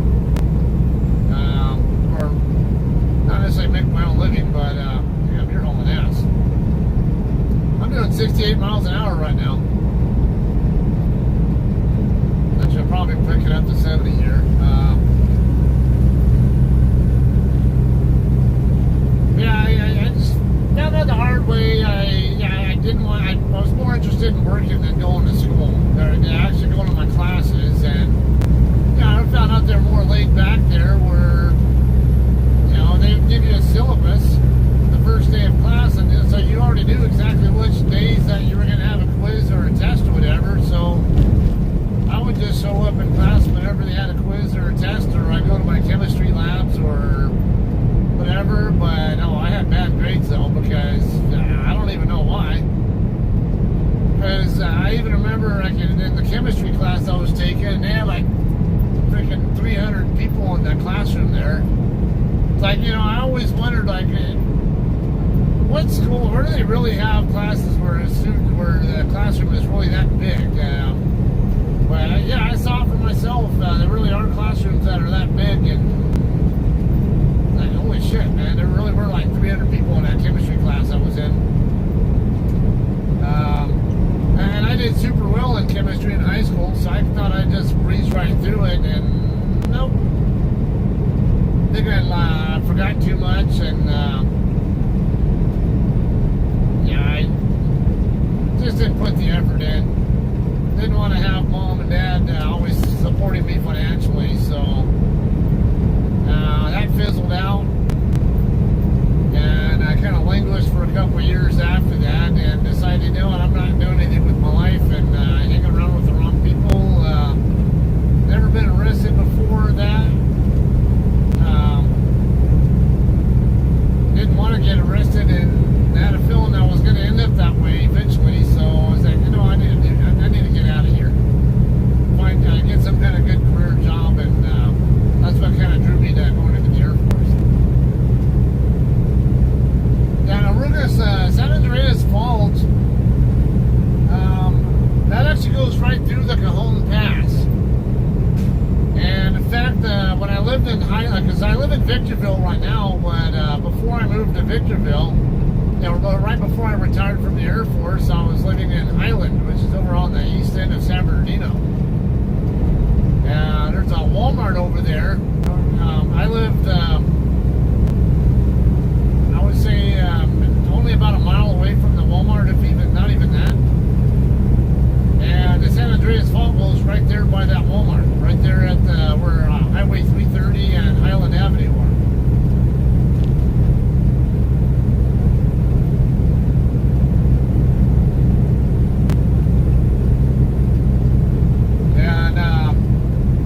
And it's funny with natural disasters though, because people who are not familiar with what it's like being in an earthquake are like terrified that all the earthquakes are going to be like the big one that hit in 1906 in San Francisco, or maybe the one that the Northridge quake where a lot of people were killed. But then you look at, well, why were people killed? It wasn't like the San Francisco one. It wasn't so much the quake itself that killed a lot of people. It was the fires that were caused after that from severed gas lines. All right, Joyce Kilmer service area here. I am 130 miles in, so should be within 40 miles or so of the George Washington Bridge at this point.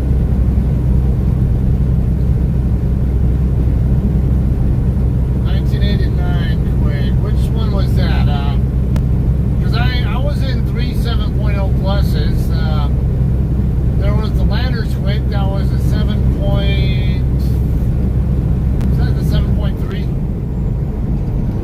Yeah, Landers. I was living in Barstow, and Barstow was only 65 miles from Landers, and the fault line that was on actually started opening up a crack, not like Superman movie type of crack.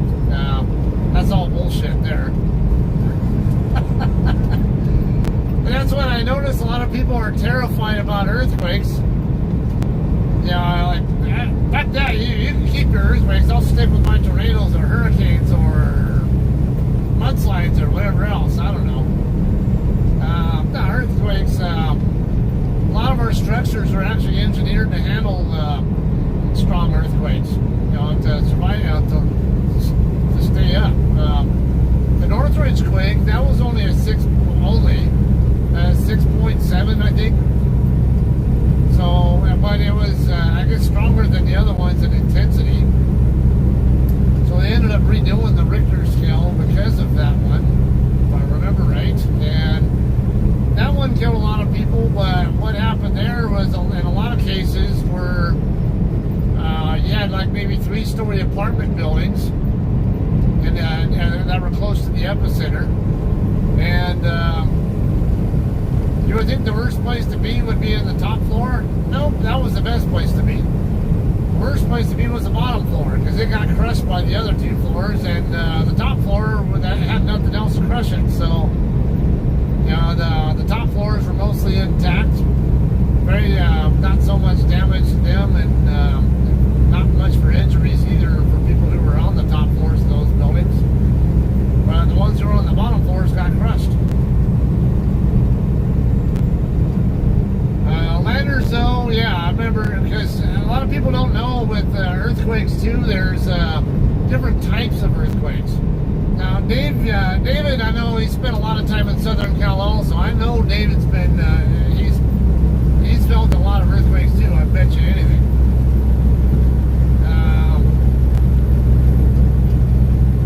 But yes, let's see.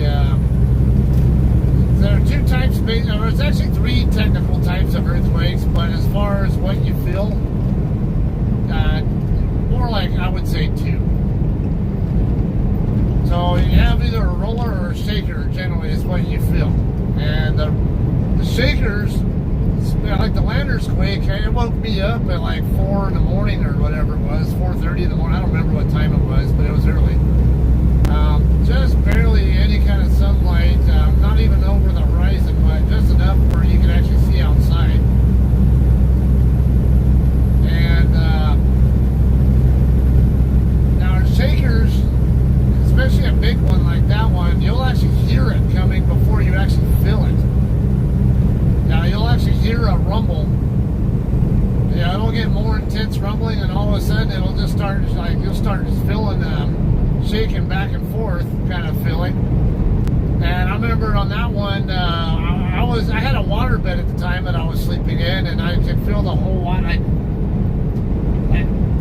I was like in someone's wake turbulence on the, like from their boat or some shit or something. I don't know. That was pretty interesting. And then I did something stupid. Didn't get hurt, but one thing you don't ever do in an earthquake is put your face next to a window, because windows can break. And I ended up doing that, looking out the window, and there's a behind my next door neighbor's house, and another utility pole on the opposite corner of my other neighbor's house that I couldn't see, but basically there was some power lines that went between those two poles.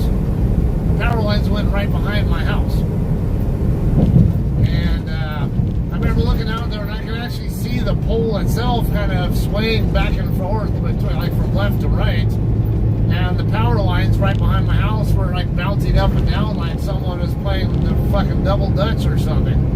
Or whatever that, I don't know what they call it, that jump rope thing that they do in black communities. Double dutch, isn't that what it's called? I forget. It almost looked like that, where these power lines, the wires were just bouncing up and down big time. I didn't even have any damage from that one. And I remember there was another one we called the Hector Mines Quake. That was a 7.0. That was about 35 miles east of Barstow, if I remember right. And I was in Barstow when that happened. That one was pretty good. I can't remember. I want to say that one derailed an Amtrak train or something like that. I don't remember. I thought a train got derailed by that one though, or something along that line. I'd have to look up to see if I'm mixing up events with something else. And then more recently, what was it? I don't know. Was it a couple years ago? The one that happened in Ridgecrest, the 7.1 or whatever it was. I was at the house, at my house in Victorville when that one hit, and just walking. I think I was getting ready to walk from the kitchen to my room, and I was starting to. Now that one is more what you call the roller type. I told you earlier there's two types. There's a shaker and there's a roller. The shaker, like I said, you're going to usually hear before you feel them. The roller tends to be the other way. Sometimes you'll feel it, but you won't hear anything, and then you might hear like more of a kind of a sloshy kind of sound, I guess, if you will. And then if it's strong enough, then you might actually hear a little bit of a rumble with it. But yeah, the shakers, very, very distinctive rumble sound to them. So those are the three biggest ones I've been in. I've been in numerous 6.0 pluses. I have another one, actually, Dave Rogers. I don't know if you remember this one. There was one that hit, I think in, if I remember it was a 5.2 or something like that down by,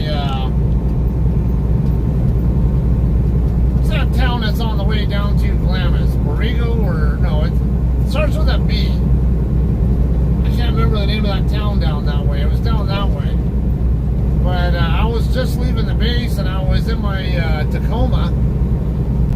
I was waiting on the top of the overpass trying to get on the 215 southbound, and I kept feeling, I thought someone was, thought one of my friends had gotten out of the car behind me while we were waiting at the red light and started shaking, like pushing up and down on my back bumper or something as a joke or something. And then I realized nobody's near me, and like, wait a minute, that was an earthquake, wasn't it?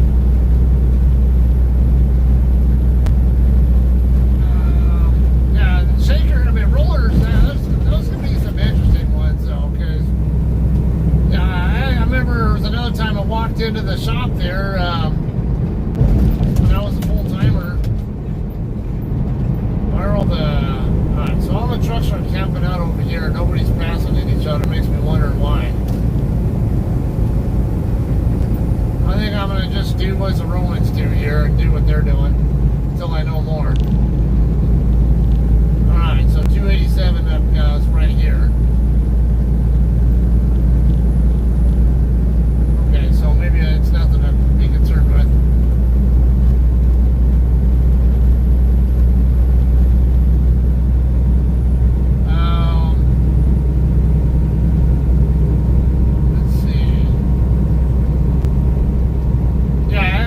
One time I was coming into the shop there, walking into the break room where we kind of all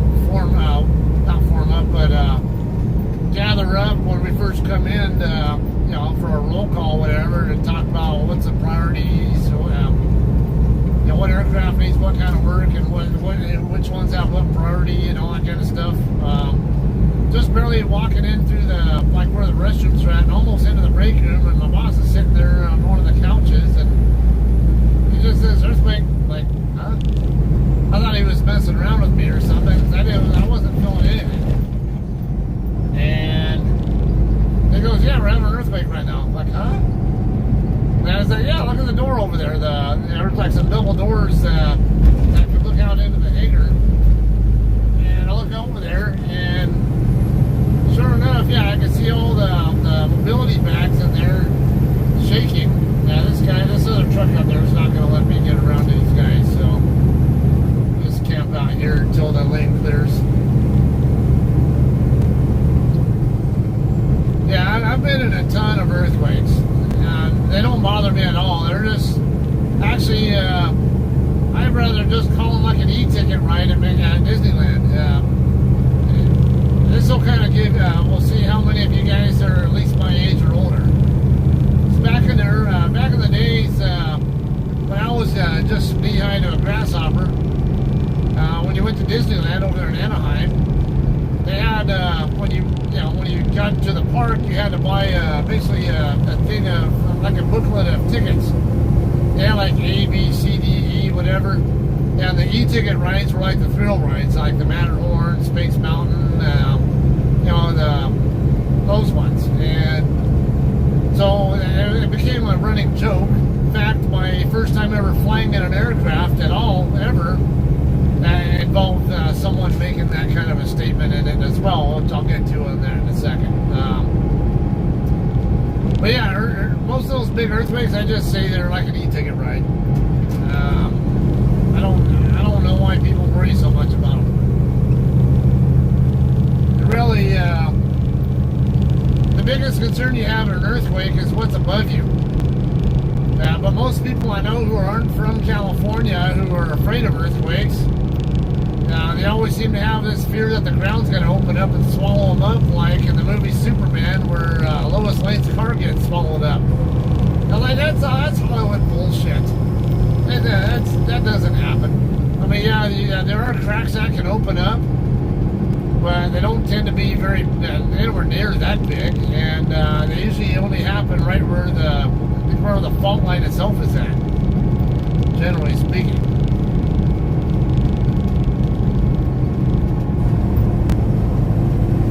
Yeah, funny one though, because you're talking about rollers there. You hated rollers. I had one, I didn't realize what was going on at first, because again, rollers are harder to figure out that you're even in one until the ground's already moving, and then it has to be moving enough for you, or depending on the situation. Yeah, I was at home. You guys will probably get a little bit of a laugh at this one. I'm in the bathroom trying to go pee. How do we usually go pee? We stand up, right? Not if you're a guy. So I'm just standing there in front of the toilet, and I start feeling like some sensation, like I'm getting ready to pass out or something, but without seeing stars or whatever. I'm like, what the hell's going on? And why do these people not let anybody pass?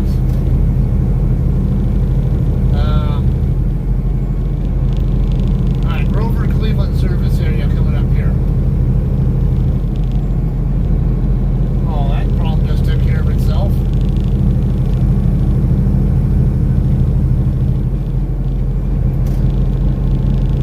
Anyway, yeah, I was having this weird sensation. I'm like, so I put my hand on the counter, start breathing, taking deep breaths, whatever, to make sure I'm not passing out. And then I realized I'm not passing out at all. And I go, I'm like, why is the water in the toilet bowls like kind of sloshing around a little bit? And I go look in the shower, and we had one of those hanging massage wand things, whatever you want to call it.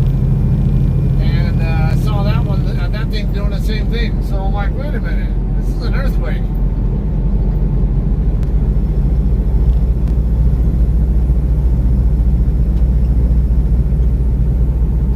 Let's see, I had another one actually in Guam. deployment to Guam, and right before I landed in Guam, there was when they caught us there, you know, the people on my unit were telling me, "Oh, you just missed the earthquake, huh?" Like, yeah, we just had one like right before you guys landed. Like, I think it was like a 5 point whatever. It was very noticeable.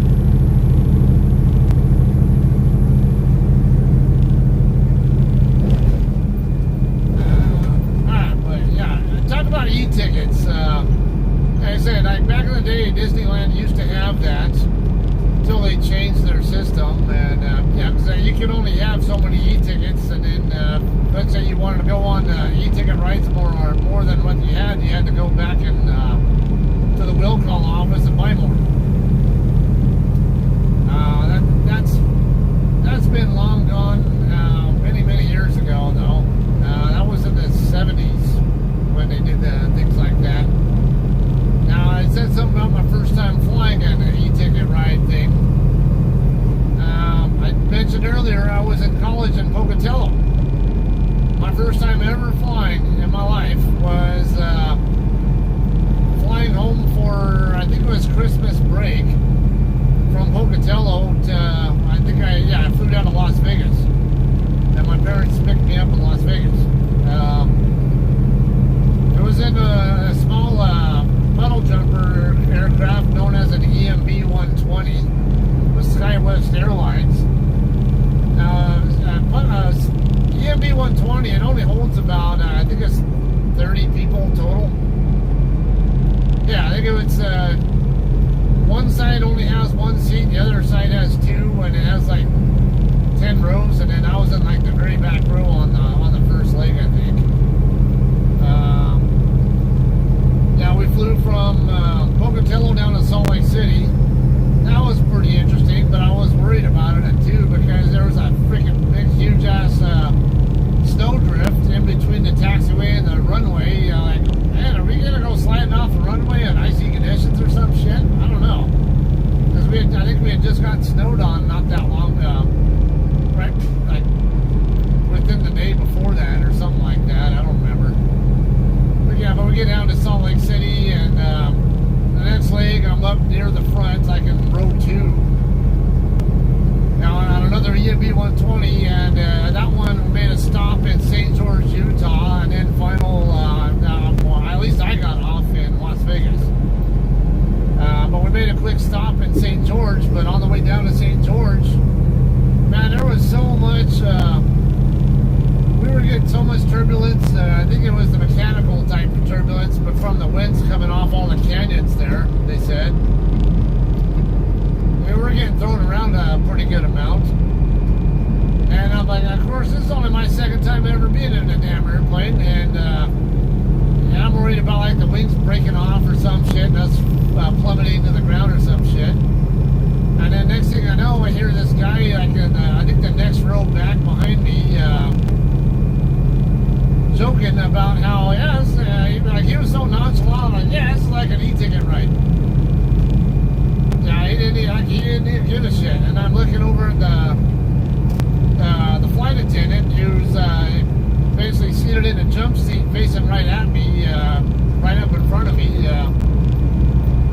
And she could tell that I was kind of nervous, so I could see her kind of giving like looks to kind of, I guess, assuage my concerns. So, yeah, that was kind of an interesting first time experience there in the flying. But, you know, at that time, flying down there and flying back up, though, I ended up realizing, yeah, I actually liked airplanes, and I got into,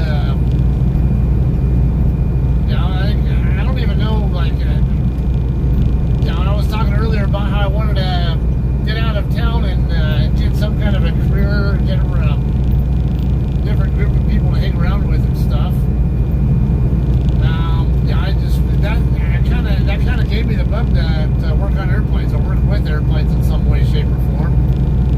I originally wanted to be an air traffic controller, but they did not have any positions open at the time. I would have had to go to lead entry, what you call it, for quite a few months that I didn't want to wait before I'd be able to get in to have a chance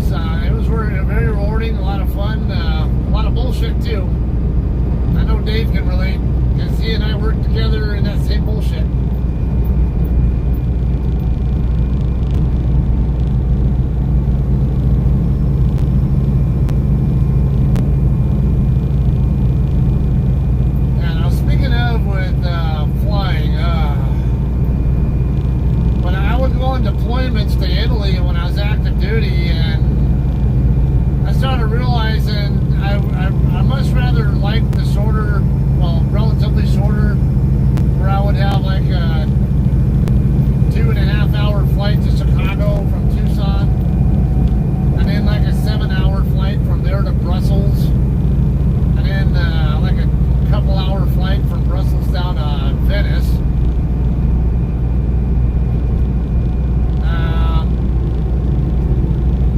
Those weren't so bad. Those damn flights where I had like 10, 11-hour flights non-stop. I couldn't stand doing those because I enjoy flying and I enjoy the scenery, but I can't sleep in an airplane. I can't get comfortable, and not to mention that a lot of times I get too excited about looking at scenery and shit. So yeah, I get seriously bad jet lag when I make such long trips like that. At least in a shorter flights, I can maybe nap in the aircraft, maybe nap again while I'm in between flights or some shit. I don't miss those kinds of flights. Yeah, I've had several 11-hour flights on commercial and military, and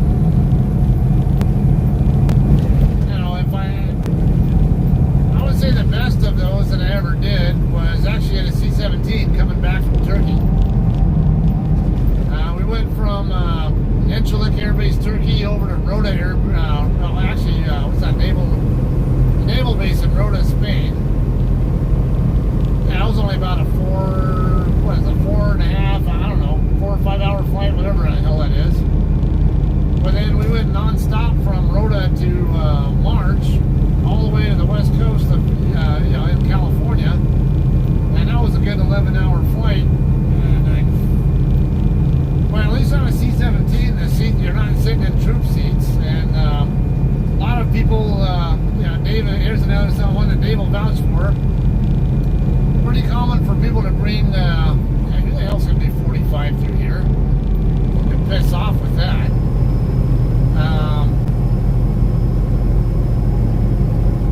Yeah, it's pretty common for people to bring like air mattresses, and you can lay your inflate your air mattress over on the back end of the cargo compartment, over by the ramp, and lay on it. Yeah, we're not doing this 45 crap. Why the hell would we do 45 through here? Alright, we got an airport right here next to us. This is Newark Airport. And again, I'm not going to go any faster than this car hauler anyway, so screw it. He's doing 55-ish. I can maybe tolerate 55. There ain't no damn way I'm going to do 45 on 3 lanes, and not even a lick of construction around here, though.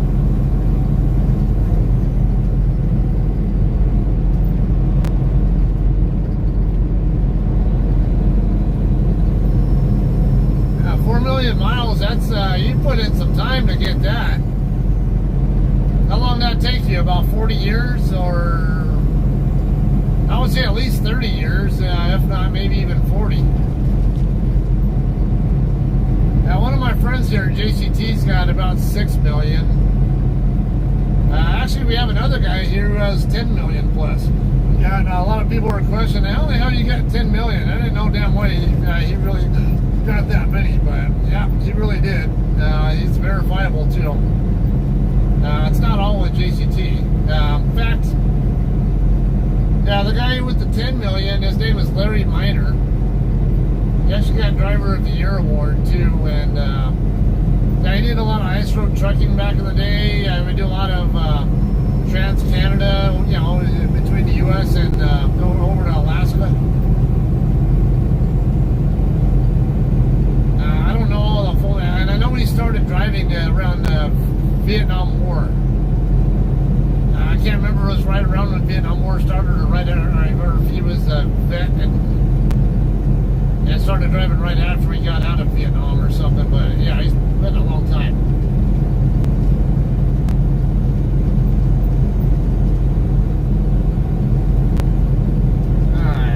Big Rig Steve has nearly 2 million. That's a pretty good amount too. I'm not quite to 1 million yet. Probably in the next year I'll have my first 1 million in. Let's see, 95 to 280. Keep right. Because I know I did 2 years with Sierra England, and I know for sure I had at least 250,000 verifiable miles with them, but those miles didn't transfer over to JCT when I came here. And I know from, because I keep an impeccable, a meticulous log of everything I've done with JCT, the miles I've actually logged on duty, driving, and what miles actually paid. All of that's on a spreadsheet, and right now I'm up 618,000 miles driven in this truck, somewhere around there, not including personal pay time. So what's that? It's upper 800,000 range, then is where I should be. 860, 870, or something like that. All right, 95. Stay in this lane. Shift 1 mile. Started in the late 70s. Okay. Yeah, that was a pretty good amount of time.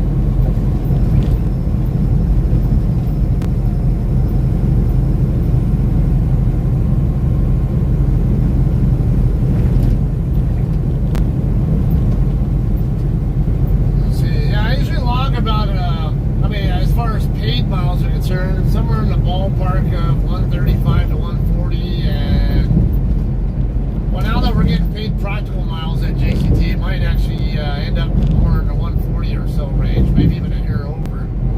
Yeah, that's not a huge amount compared to, I know a number of people who run closer to like 150,000 per year, so it's not all that impressive, but at the same time, it's a lot compared to most other drivers. I'm in the top 10%, but I do know others here who run more miles than I do. So it's not, to me, it's nothing to really brag about.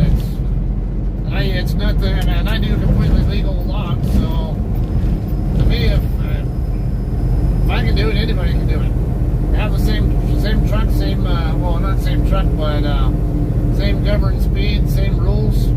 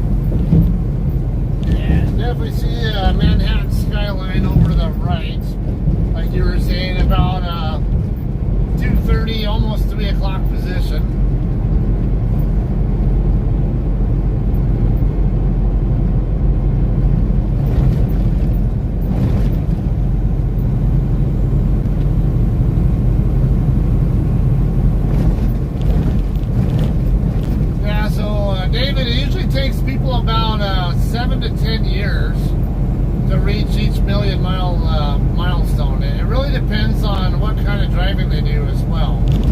Because maybe somebody does maybe spends a lot of time doing day cab work, they're going to take longer to get to that million because they make a lot more stops in the middle of each shift for they tend to hit stores, and they might spend more time sitting loading or unloading their trailer or something at whatever stores they're stopping at. OTR driver like myself though, a lot of our loads are single stop. You have one shipper and one receiver on every load. Not always that way, but the majority of mine are one shipper and one receiver for every load, and yeah, it can be 1,000, 1,500 miles, or even let's see, this one I picked up, the one I have now I picked up in Umatilla, Florida. That was I think it's about a 1,400 mile trip from start to finish. Then my next load goes back to California. So between the deadhead and the loaded miles, it's 3,100 miles.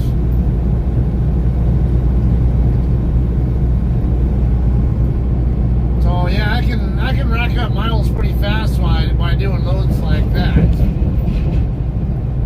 Yeah, and on a typical month, I tend to run about 12,000, 13,000 or so per month on a typical month. Sometimes I'll run even more than 13, but yeah, generally somewhere in the 12 to 13,000 per month range is what I would say is common.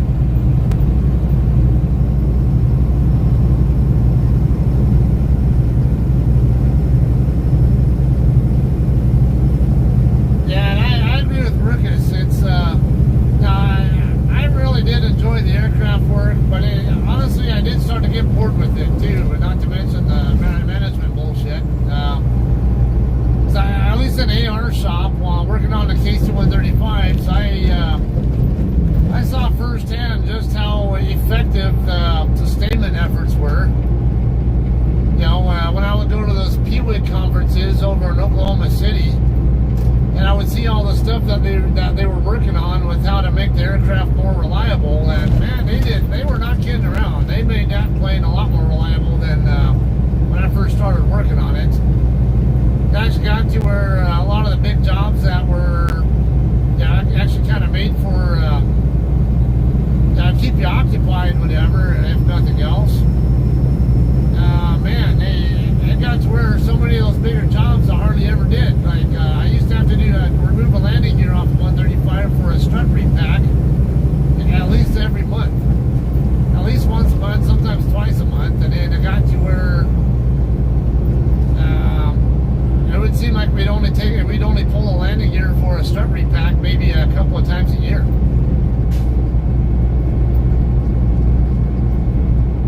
Or another one, when I first got to that shop, we were pulling stab trim actuators off the KC-135s every month. Or you remember, I think you were still on the flight line on the 141 side when we were constantly having those problems with the pitch trim actuators on the 141s.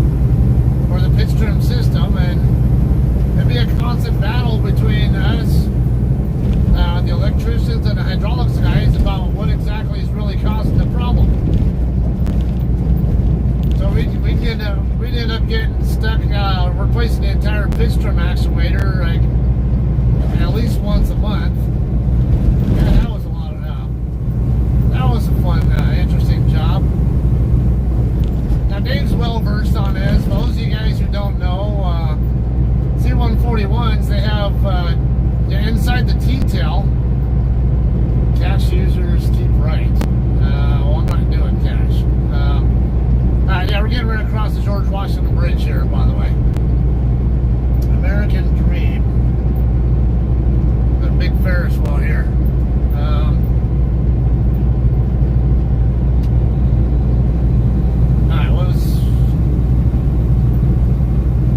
Come on, dude, make up your mind. You gonna go to the easy pass side or you gonna go to the cash side?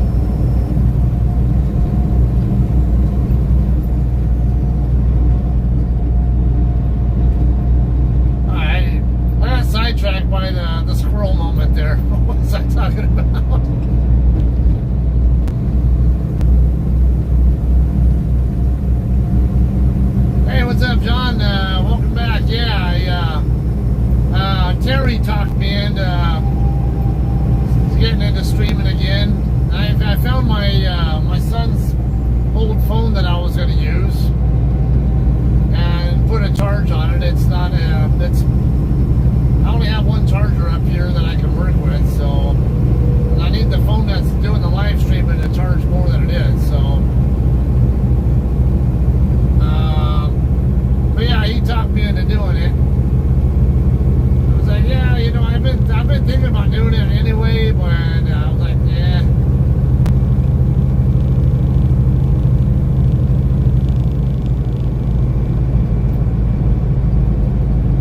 Yeah, so Dave, yeah, okay. Now that I remembered, I was talking about the C-141. Yeah, Dave knows this very, very well. So this is kind of preaching the choir to him stuff. But yeah, you go up inside on the T-tail. There's actually you can actually go inside the T-tail, and there are two ladders back there. And it's kind of a fun time trying to even get up into there. Yeah, to kind of crawl up into this like freaking this hole that's like smaller than a submarine. You know, one of them freaking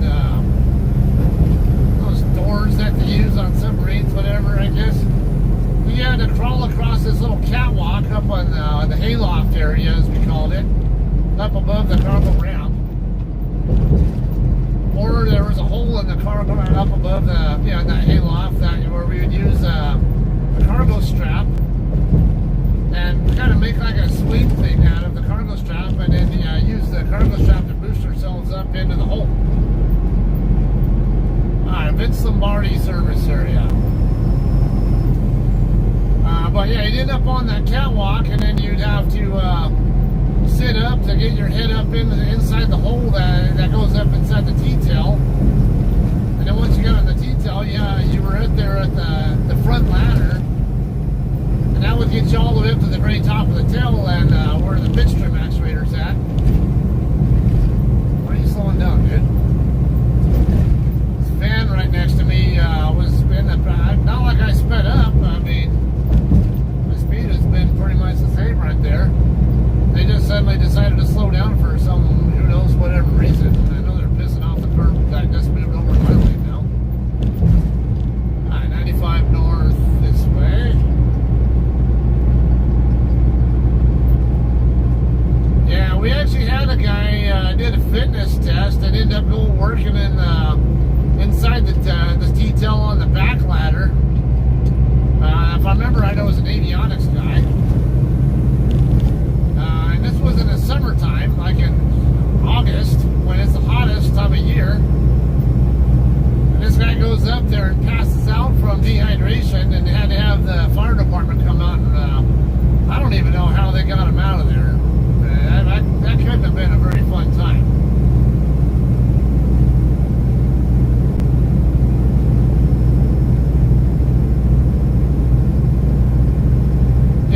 PTA loops, I remember I would do that on whenever we do HSCs out there on the flight line too. When I was working with you out there, I remember we'd do that. Or not to mention, every time I did a PTA change in AR shop, we had to lube all of the points on it as well.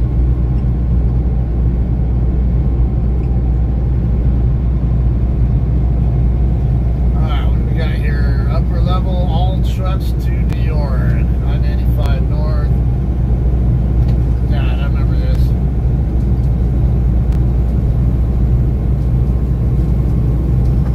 I know 278 isn't too far away. That's over by where the Sheridan Avenue exits at that I used to get over to Huts Point.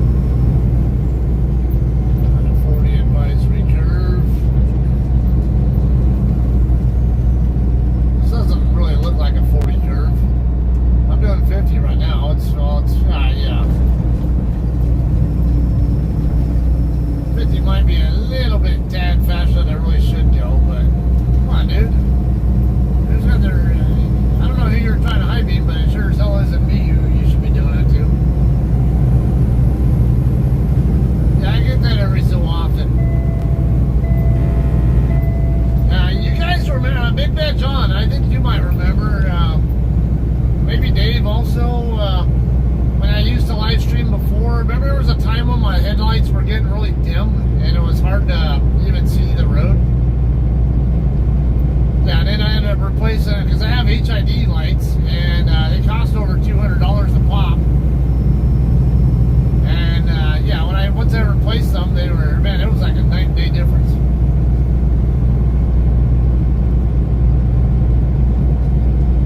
Alright, so how long before maintenance account is in the black? Unfortunately, it won't be until later this year.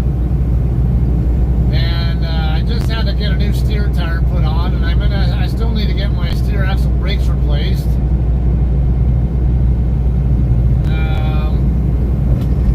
So that's going to add to the fun.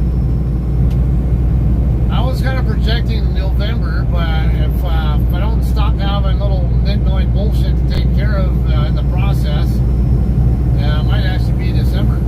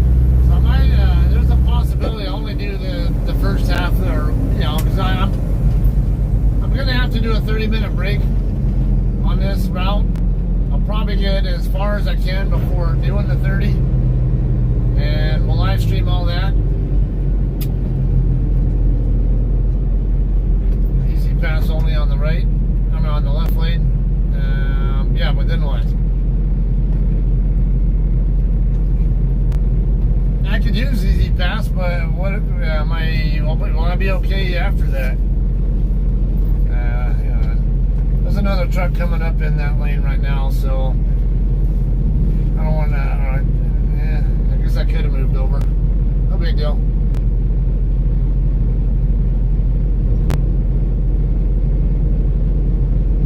Yeah, that's actually a good idea. Oil sample. My friend Andy would talk about that, and shit, I remember, yeah, because we're talking about C141 so much.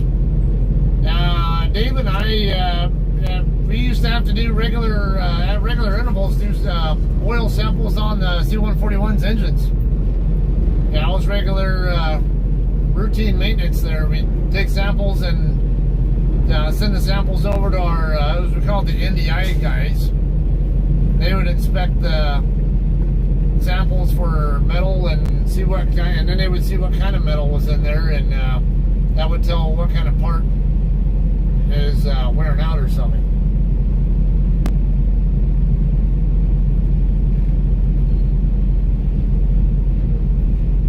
Syracuse moving and storage.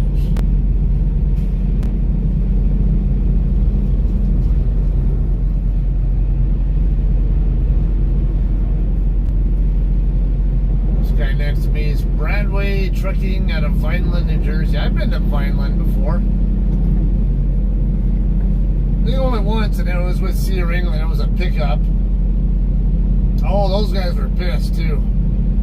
Because I was holding them up from getting home. It wasn't my fault though. I got held up by a customer. I think the previous receiver. I got down there as quickly as I could, but I guess nobody, my dispatch had communicated to the receiver what was going on. So these guys were like getting mad. They were getting ready to go home and said, "Fuck you! You can wait until the next day." And then I showed up right before they decided. They were mad, but they understood my end of it too. They weren't total dicks.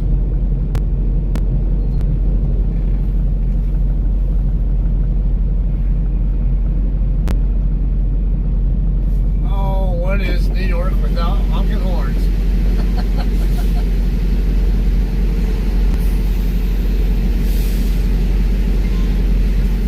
I have my window down now just so we can listen for that.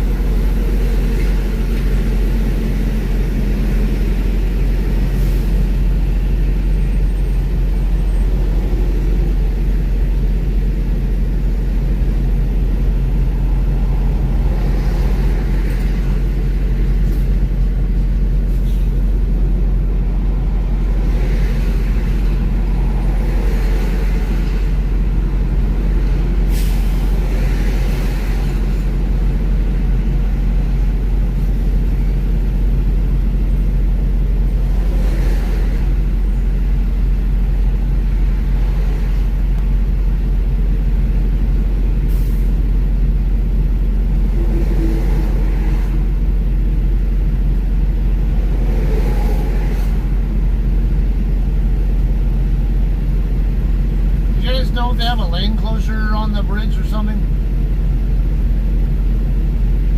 Or is it always just from people getting their toll stuff?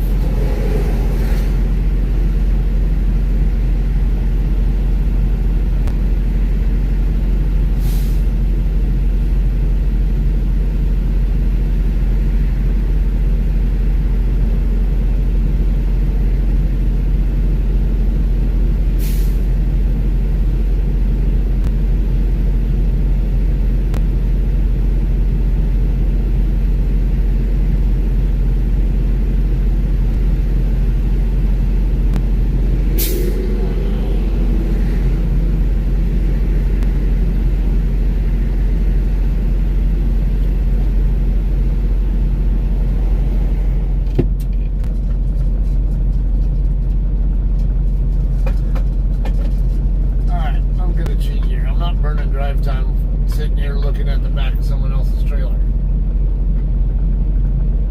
I know it's not technically legal.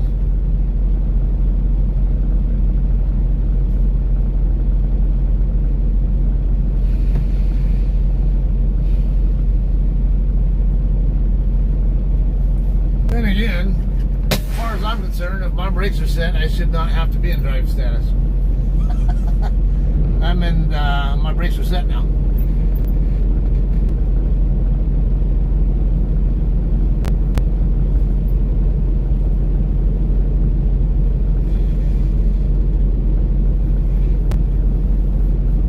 Fuel, it's the national average right now I think is $5.48 or so. So yeah, you're paying a lot more than the average right now. I think what you're saying there was somewhere in the ballpark of what I was paying in what the prices were in California before when I was last home. But let's see, I bought fuel yesterday. I only bought fuel where I did because I was, my 70-hour clock situation. I'm trying to be as efficient as I could getting up here to Walmart. So I got fuel at that pilot in, what was it, St. George, South Carolina. That's where I was at. Because I posted on my Facebook, I saw the Oscar Mayer Wienermobile there. and I got fuel there on my way out of there, and that was 540 something also. I haven't bought any more fuel since, but I might. I'm hoping I can get all the way up to Lewiston without buying any more fuel. I'm just a hair under half a tank right now. Let's see, I've done 174 miles, so should be about 330 or 340 miles from here to the customer.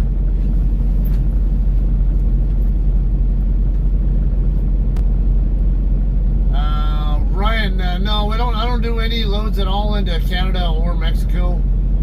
They don't require us to have a passport. It would be kind of interesting to go up there through there sometime, but not that, I don't know, not that big a deal, I guess. Outrun later is around 529. Now see, that's the other thing, because my car, I have to buy premium unleaded for my car, so I don't even look at so much at the 87 octane prices. When I am home and putting gas on my car, I'm looking at the 91 octane prices. I think I was paying about $6 per gallon, something like that last time. Yeah, I think it was up even higher before, or a little bit higher.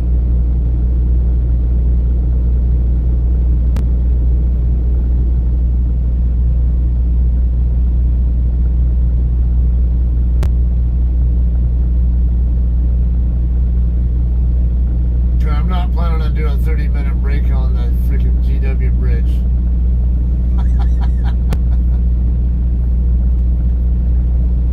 Yeah, but thankfully that car gets pretty good fuel economy. You know, if you drive it like a regular daily driver and not like a stupid teenager or something, yeah, it's I've actually, because when my truck was in the shop in Tucson, my wife came out and used my car to come get me and bring me back to the house. And when I got to a loaner truck, you know, in Tolleson, we took the car back out all the way out to Tucson to get some of my personal stuff out of my truck and back over to Tolleson to the loaner truck.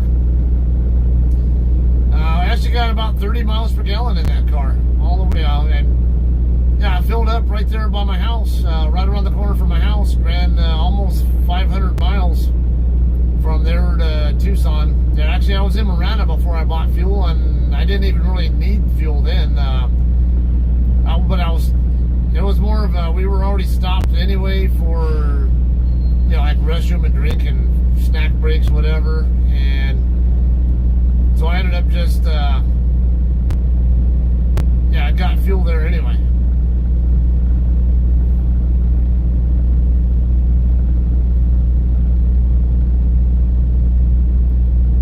Nothing at all moving. Yeah, it doesn't surprise me. I don't even have my radio on. I didn't even realize it. Other people can drive, goddamn. I usually always have it on, but sometimes, because I usually have it off. Who the fuck is blowing the horn? Usually have it off when I'm on a 10-hour break or something if my truck is running, and I usually intend to turn it back on when I get rolling again, but I forgot to.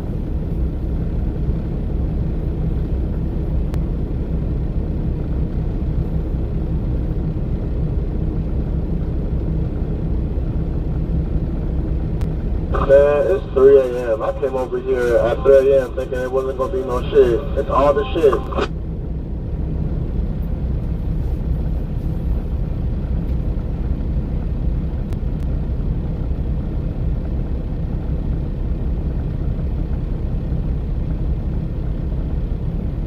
Driver, there was really no good time to hit this bridge. Maybe late morning, late afternoon, but other than that, you're screwed.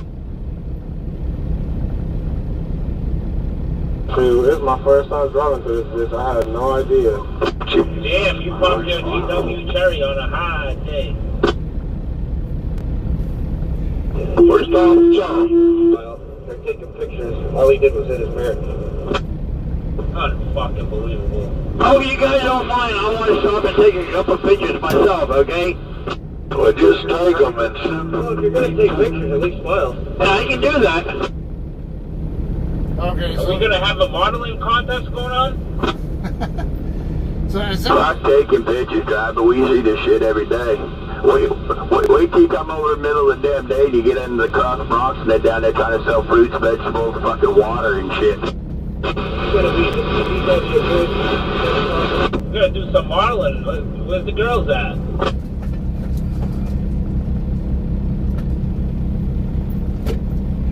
hey, come to California, we'll have taco truck out on the highway for you. Yo, you ain't lying. You are not lying with that one. You got them up there in Connecticut on 95, about the 44 yardstick, 48 yardstick, whatever it is. You just got to kind of go off the side of the interstate and drop on the frontage road. There's a truck set up there. I'm taking notes. Man, somebody tell them motherfuckers to get the fuck out the way. But don't ever go to the pilot at the 40. That's your worst fucking mistake. Just go on by there. Oh, we're starting to move. Well done. All the right lanes are moving. I'm in the number 2 lane and it's still a dead stop. Who's next for taking pictures?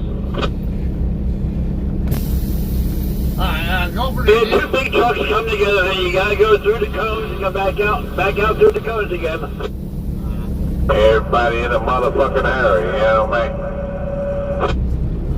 Alright, Right after the Damn right we're in a fucking hurry. We got shit to do. rain for me and fuck you, man. That's a fucked up mentality, man. Hell, shit. I'm just trying to go home here. Fuck this. I just want a coffee. I'll get through here a lot faster than that. But till you get to the combo, it's fucked up. Left lane, 2 left lane is closed on GW Bridge accident. Accident or construction? Yep, construction and an accident. Outside. They got both of them, construction and accident. Fucking A, beautiful. let's explain why they were talking about people taking pictures. That's what I figured. I don't think these other guys are going to let me come over. Probably have to wait until I'm forced to come over before I'll be able to get in the other lane.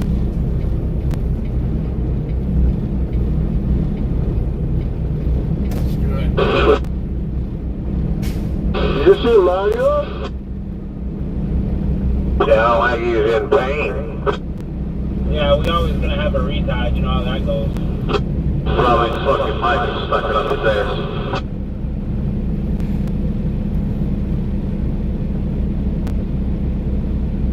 Yo, this car sat in front of me thinking we was going somewhere. Now he's stuck between 5 trucks. Fucking A.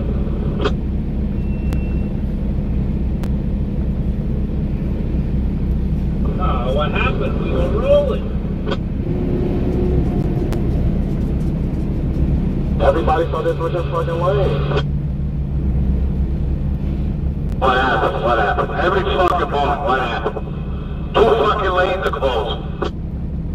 No fucking shit, 2 lanes are closed. No shit. How many times are you gonna say it?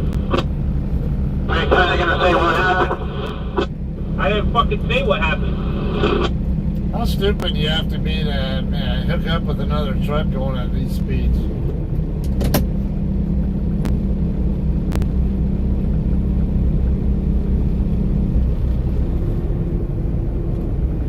It's a window down.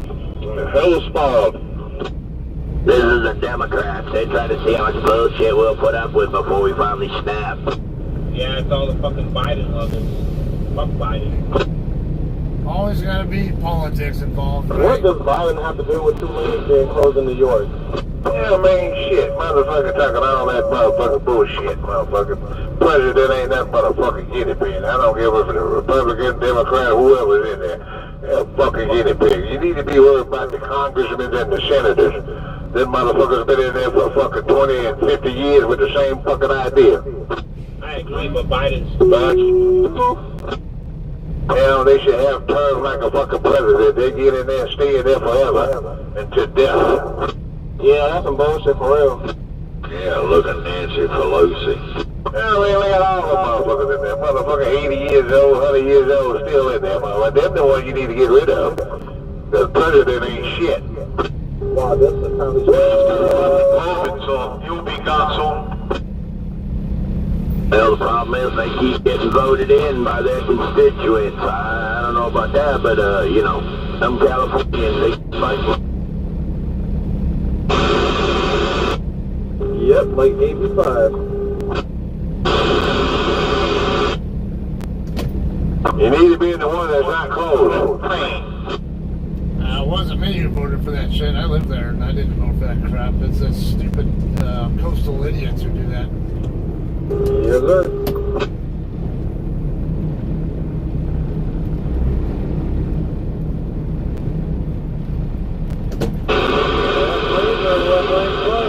It's the right lane. You're gonna be in the right lane. It's closed. You want to leave lane northbound. It's on the southbound.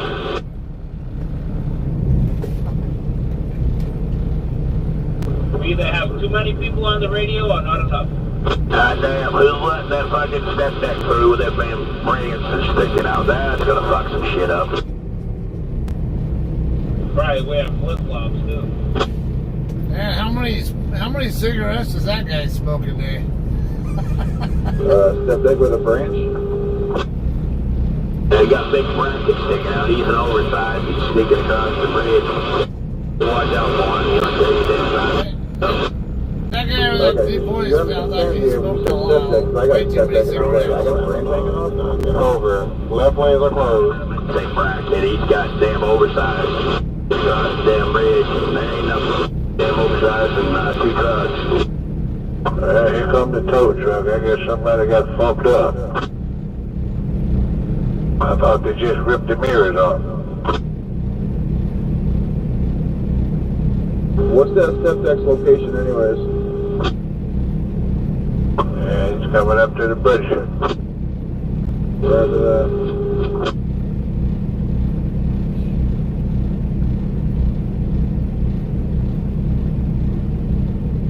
Wow, people trying to get into the middle fucking lane, bro. It's closed. I keep hearing left lane closed, right lane closed, and the center lanes are closed. Which ones are actually fucking closed here? The two left lanes are closed. It's called half these guys don't have radios, so they're clueless. Yeah, because I've been hearing all four lanes are closed at one point. Fuck. Well, construction with an accident, so that'll do it. Okay, yeah, because I'm trying to get into the far right lane here, but I'm stuck in the far left lane, fortunately. Yeah, it's like gridlock right now. Man, that's where you're gonna be if it's closed shit.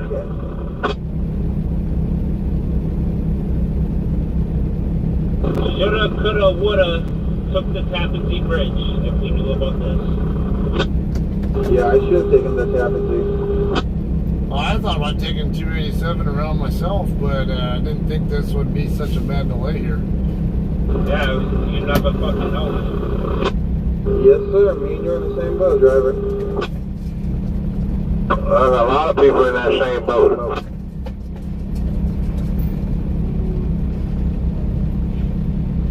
Shit, I picked this up in San Diego, had to drop in Laredo, pick up in Laredo, and it ends all the way in Bridgeport. You know, like you doing too much running.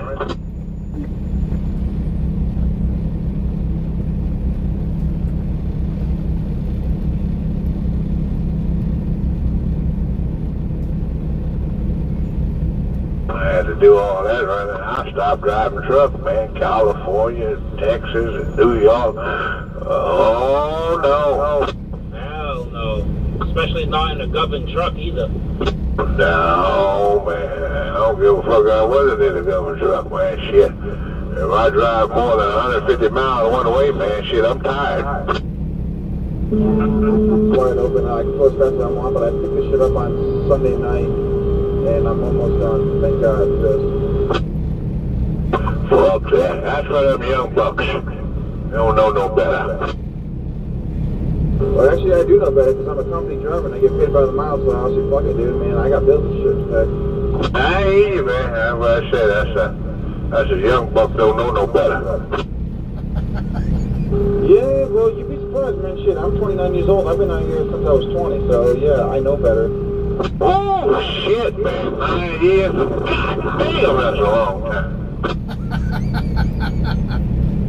Shit, I was driving a truck before you was born. Congratulations. You want a blowjob? Fuck. No, not from you. That's why I said you don't know no better. Oh, funny as fuck.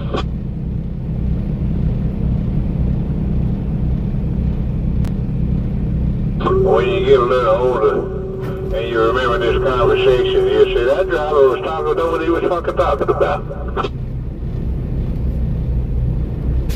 Keep that going.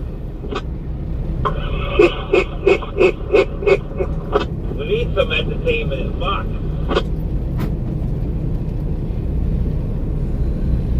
Penny on a dollar. Hey, JB Hunt, I'll let you over. Fuck JB Hunt. You ain't wrong there. Man, who you drive for? I drive by myself. Nah, that young fella, 29 years old. Who you drive for? I drive for an owner-operator. Oh, so I know you ain't making no money. He making the money and he paying you pennies. Yeah, no, no, you're wrong, man. No, you're wrong, man. Shit. Yeah, we're at the owner operator. I can't see you making crazy money. Shit, but we ain't making no money. I'm 75 cents a mile, so yeah, I know my paycheck's better than you guys do. Yeah, okay. Yeah, I'm sorry, man, but nah. If you are, great, but I know that. Yeah, but blowing smoke on somebody, he pisses on your leg and tell you it's raining outside. Man, you guys are too dumb for your own good. Hey, shit, well, you just talking a bunch of nonsense. Yeah, just another Swift driver talking shit. No, I'll drive the Swift, man. Fuck those guys. Hey, southbound over that bridge, you got police in the middle lane checking out I guess a bump or some, a hole. The car had blew his rim out. So, police supposed to be checking out the little pothole to blow his rim out. 75 cents a mile. Fucking bullshit.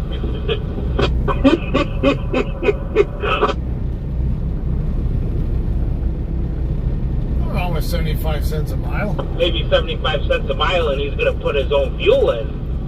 Yeah, that's crazy. I tell you, boy, they tell you anything out here. Yeah, I was burning on an operator with maybe 25%. The company driver, probably, I don't know, I might not even be paying for fuel at all. Yeah, I would definitely not want to. I'll probably send you guys a job application. You can find out for yourself. Oh, you gotta fill out a job application for the whole operator? Exactly. Well, we got 12 trucks already, so yeah, we're pretty good here. Gee, fill out no fucking application, man. Get the fuck out of here. Stop talking.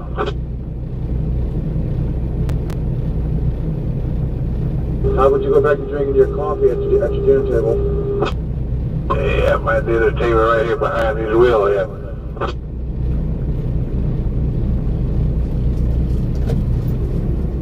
Hey, Al, I'm moving to storage. You got a radio on? For myself. Well, congratulations. Well, hell you ask, man. I don't need to be goddamn pat on the back for what I do. But don't sit here and tell me you drive for an owner operator, he paying you 75 cents a mile. You know that's a lie. He's probably driving a brand new long nose Peterbilt too. Nope, 2016 579. I see my pay. He's driving for an owner operator, he's paying him 75 cents to drive his goddamn truck. Yeah, I'm talking about, man. Now he get a pay stub. You know he give you a fucking check every day, every week. And you gotta give you a 1099 at the end of the year. And you gotta pay your taxes. Yep, just gotta pay mine. Who's retiring within the next 2 years? Alright, man, I'm done talking to you. Oh no, there's somebody else. That's good for a company driver, 75 cents on the road that come out. Yeah, hell, he ain't getting no 75 cent a mile. Company driver ain't getting no fucking 75 cent a mile. There's a little maybe 24 from Indiana. That was you. How much should I pay for like a truck cash? What? What? Like how much should I like, what's the top dollar I should like spend on a truck? Cause I'm trying to buy me a truck, but I ain't trying to overspend, you know what I'm saying? I don't know, driver. Hell, them truck motherfuckers call them used truck call just as much as a brand new truck nowadays. Yeah, trucks are crazy money right now. So y'all recommend just holding my ass and just waiting? I don't know, driver. Shit, yeah, you can get one, but it gonna cost you. 80,000 were rebuilt, motor, transmission, and rear. Tenfold. That's an older truck. Yeah, these old truck. Look at the papers there. You see them fucking $80,000, fucking goddamn 500, 600,000 miles on them. That's crazy. Yeah, I'd rather run an older truck though than these new junks.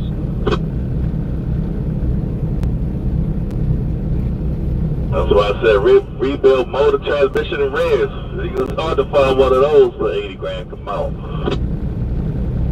Yeah, because you ain't touching a glider no more for under 100 grand.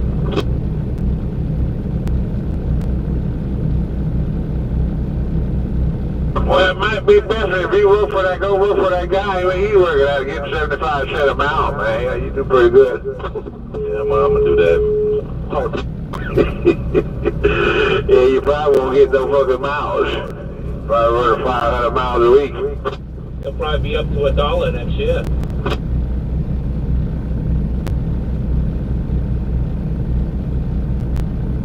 Fuck that, I need at least $3. Yeah, you need the damn fuel prices.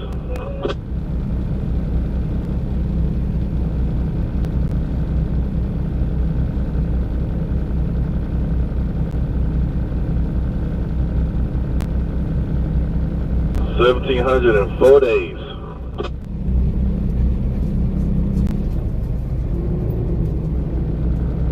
You're running too far, man.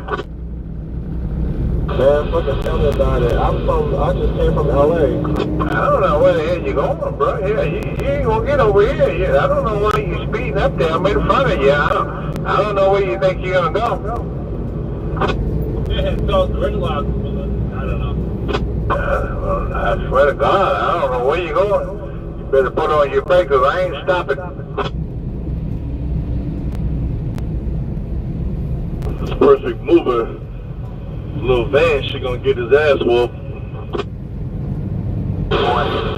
Shit. That motherfucker, I ain't stopping. You gonna get run the fuck over, that wasn't, man. But there ain't no room for both of us in this goddamn man here. JB Hunt doesn't look like You keep coming if you want to. Is FedEx gonna make it around that? Yeah, you will, looks like. They got this bridge all fucked up. Oh man. Calm down, boy. JB You Hunt, address me.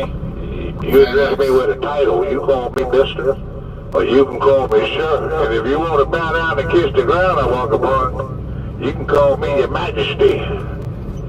Anything after that is okay with me. And I'm not going to get mad at you, upset, and all frustrated. I had to move all the way to the far left lane. Here, eastbound. Now the left lane's open. The only lane open is the left lane. Going northbound. There you go.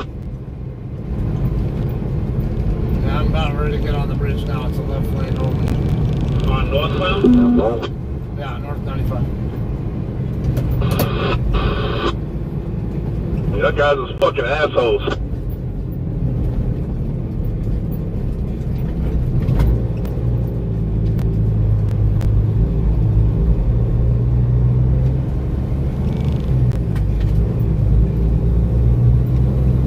Better not see none of y'all motherfuckers in Hunts Point, I tell you that. He ain't gonna know who it is when they're over there now. Well, shit, man. This is on that curve over there. You put them old guys up the way I just live on here down. That'll help you out.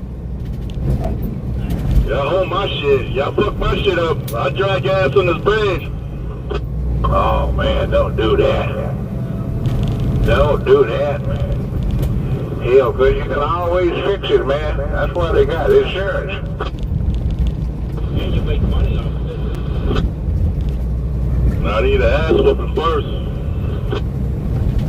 Fuck around talking about whooping somebody's ass and get your ass whipped.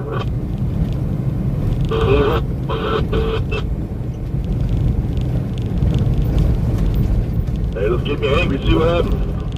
I think I told you, man, you get out there popping that shit, motherfucker. They'd be pulling you out the Hudson over there. Somebody done threw your ass over the bridge here.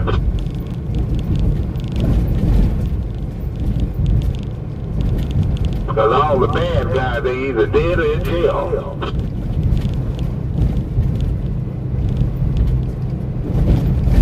He's not wrong. Won't do any good to get try to fight with somebody because you don't even know if you can beat the guy. Food court, that's what I be ill. I ain't scared to get my address killed. I'm glad you changed your tone. You ain't scared to get your ass whipped. Well, that's all right. That might just what happens. You get out there fucking with somebody. Kick your ass up around your neck and you think you wearing a fucking necktie.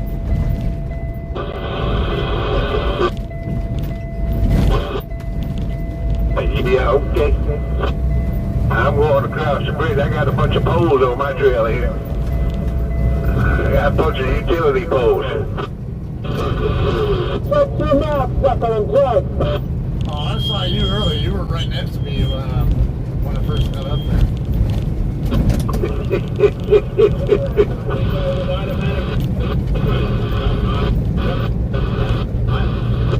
Nah, that was a young boy driving that truck with the poles on it. It wasn't no old dude on there. No, come on.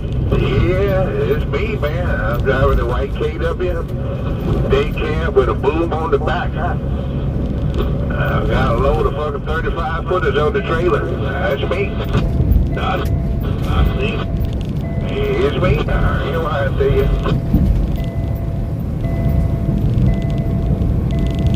The one that jumped over in the left lane there. Come on. That's right. That's right.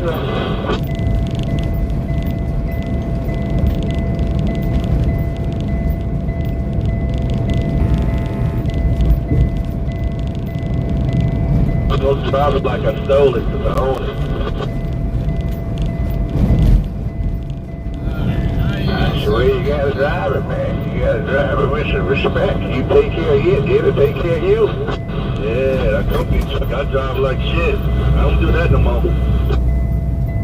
Well, they got you weaving around over here before you get off that Hudson Parkway there, you man, back and forth, but yeah, once you weave around, man, hell, it's wide open on the other side of the bridge. All right, I gotta go to Long Island. Y'all truck safe, beep, beep, chicka, chicka. Yeah, they call me when they ain't mad at me. AKA 355.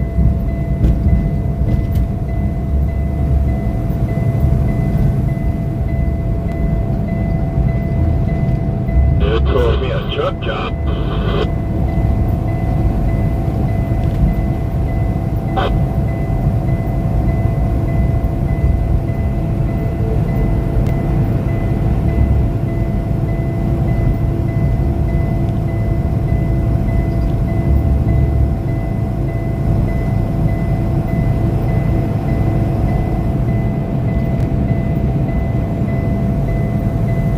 Funny, see, it's 12:11 clearance here. And you're like, oh my God.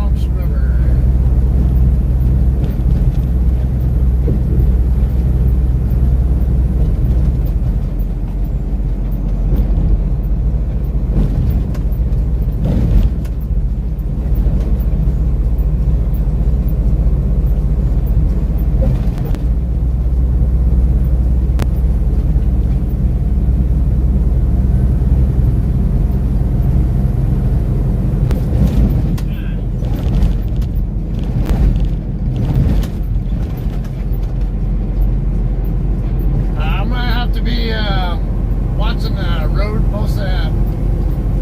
So I'm going to wait till I'm not in any kind of traffic situation or curves and all that before I re-engage with you guys. Well, again, I got a quick little straight here, so...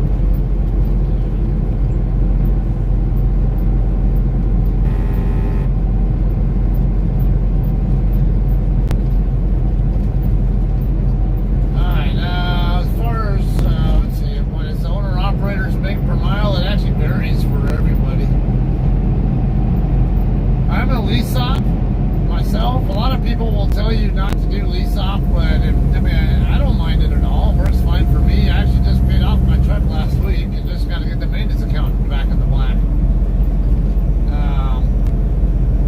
I get paid $1.20 a mile plus fuel surcharge.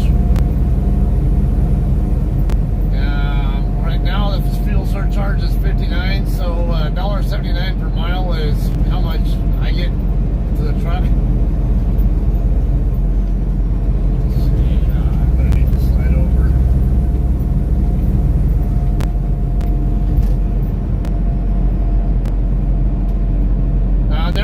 There's a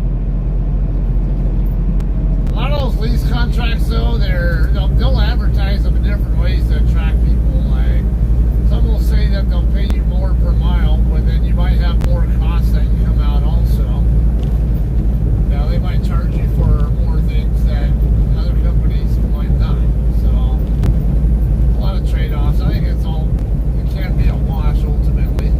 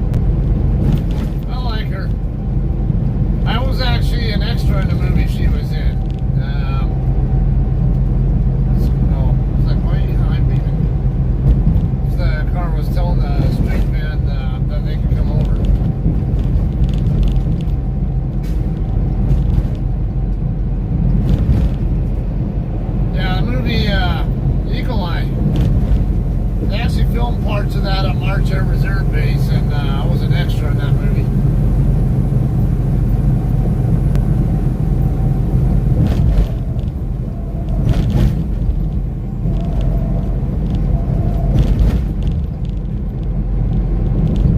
I really hate bridge joints. They're always really rough in a truck.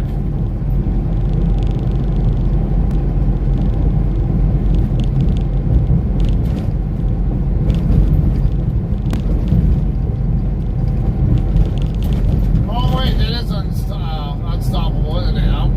I think the Taking Up Pelham 123 was the other one with Denzel, where he's a subway operator, and John Travolta, if I remember right, was it John Travolta?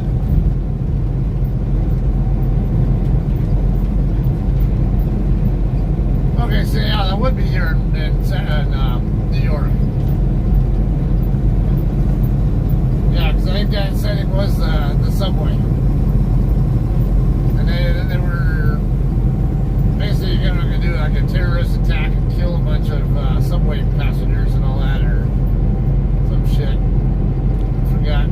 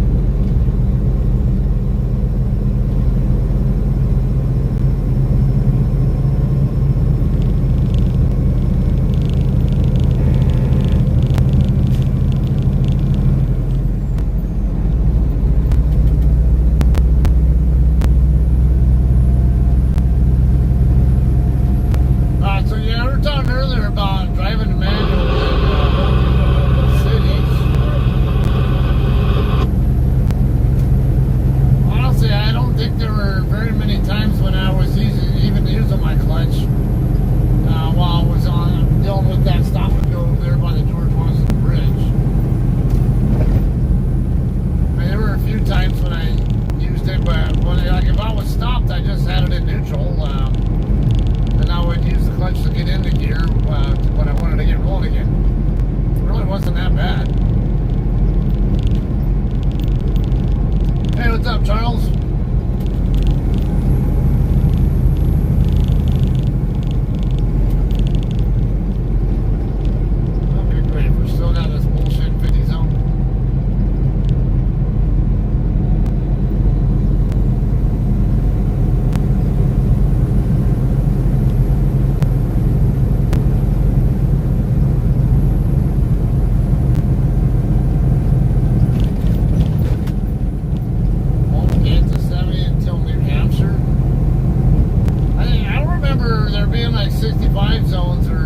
over in Massachusetts. And I'm not going to be on 95 the entire time. I'm going to use, I'm going to take 91 up, more than likely, and then 84 back over.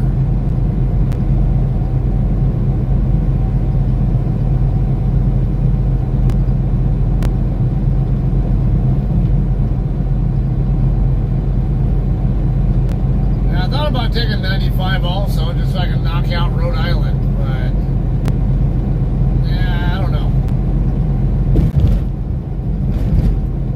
Maybe see how the traffic situation develops as we go.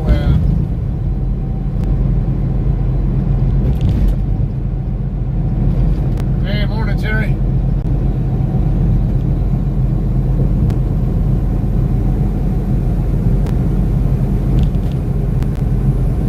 Hey, is that Bill Hefe?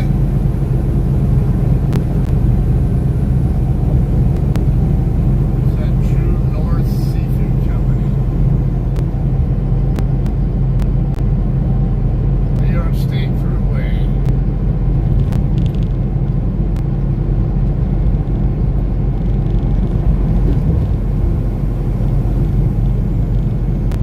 I mean, I can see how much anybody else gives a shit about the speed limit. It's a 50 zone for trucks. I've been doing like 55 and everybody's leaving me in the dust.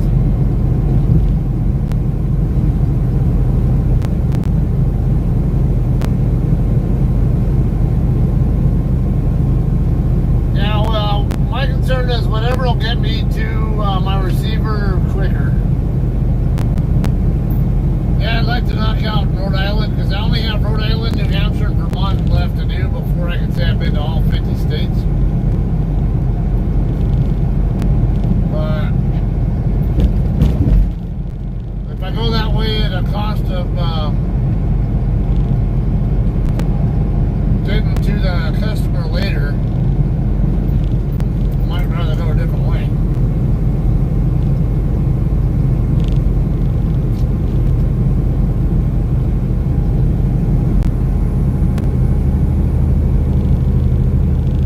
Oh, at least we're done with the split speed limit.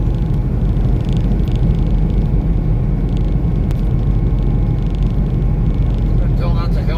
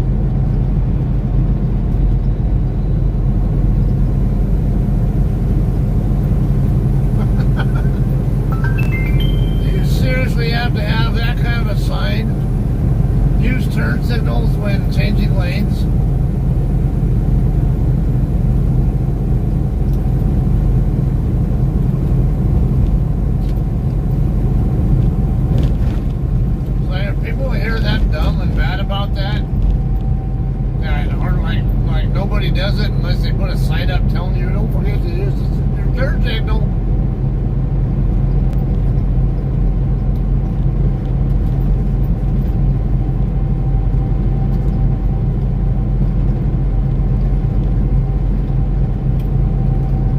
Railroad station, Greenwich.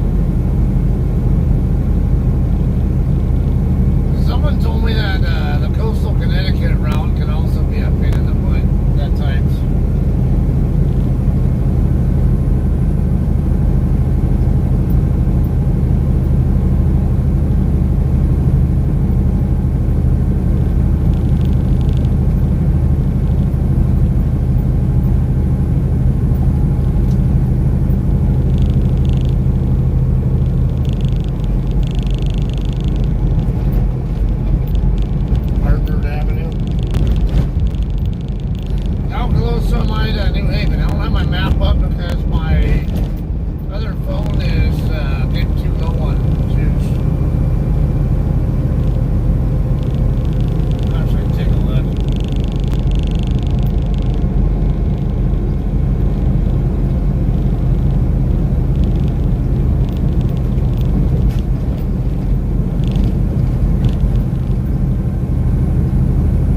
Because I knew, what, Hartford, isn't that in New Haven? Red Lake closed, whatever's that.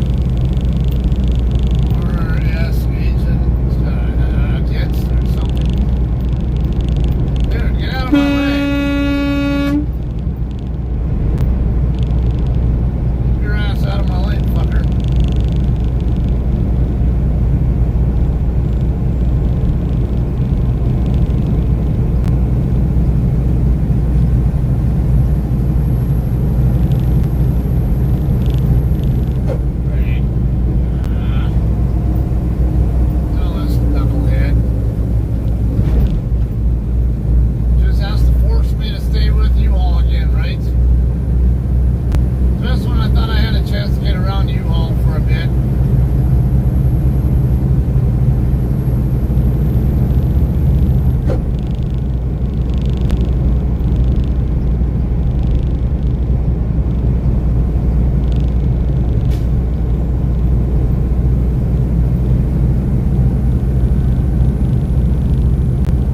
Yeah, we're in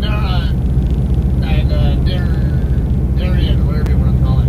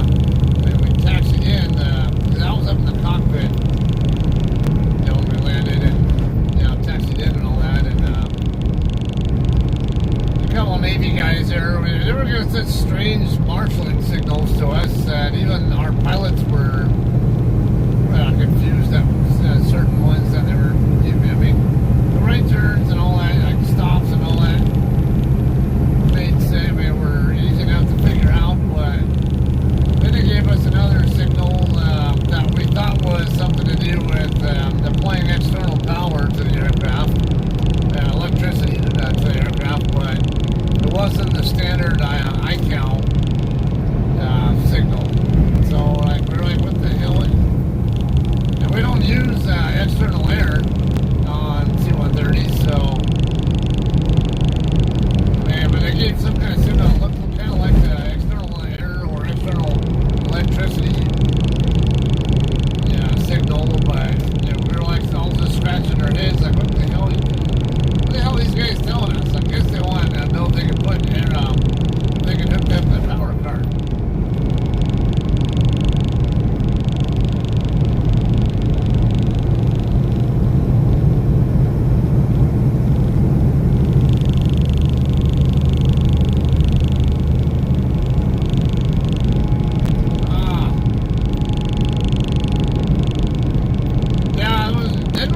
Previously about that, like, I don't know, a week or so ago, or might have been you, I don't remember. It was, I know I remember talking to somebody who, somebody literally hit the rail there. See skid marks going right through that rail. Probably, I bet you they went through the rail and down the embankment too. Black Rock Turnpike.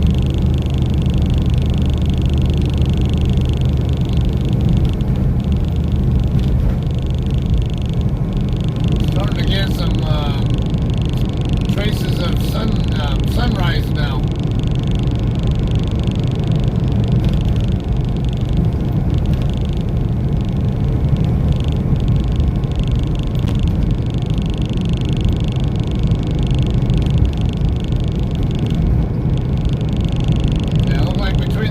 Probably within the next 30 to 60 minutes, probably be hitting sunrise.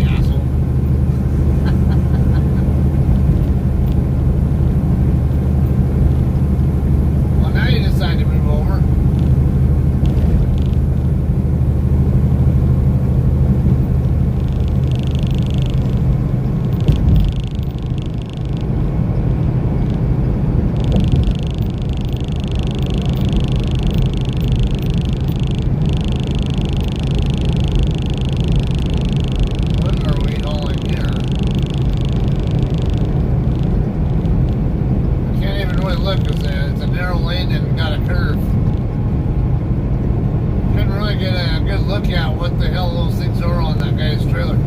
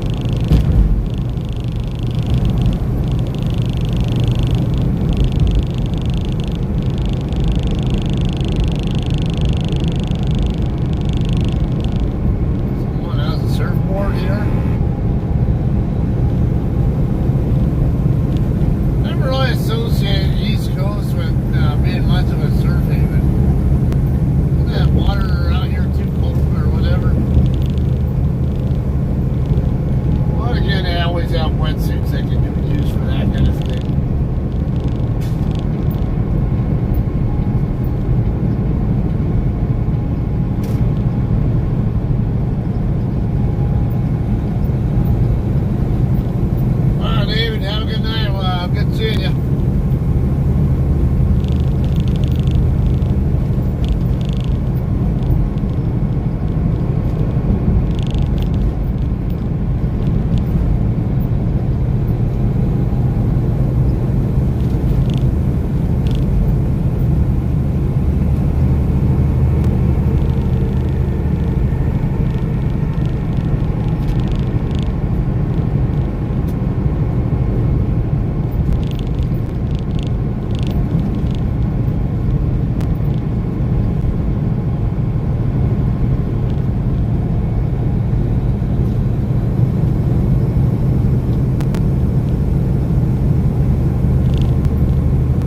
Turn off your brakes. There's nobody there to be braking for.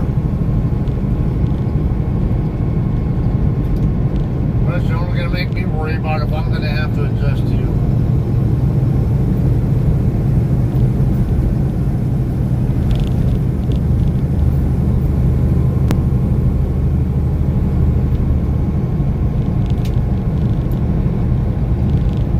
One stop, two rivers.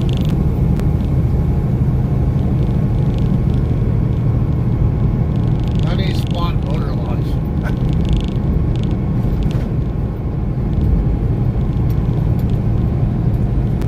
That sounds like a really romantic place. Definitely doesn't look too romantic.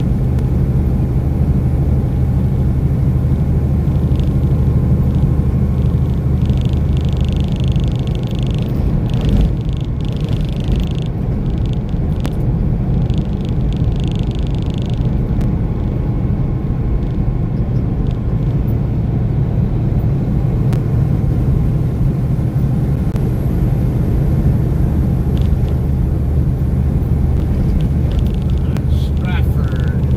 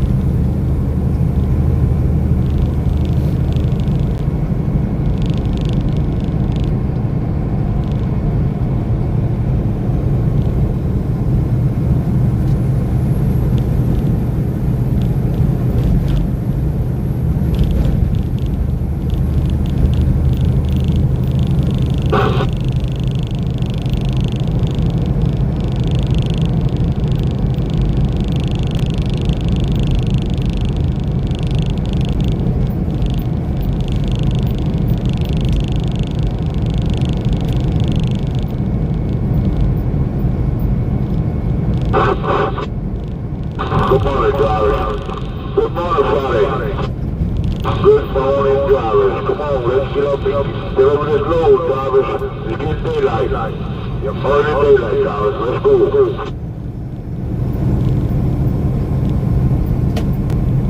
I'm a step ahead of you, Taylor.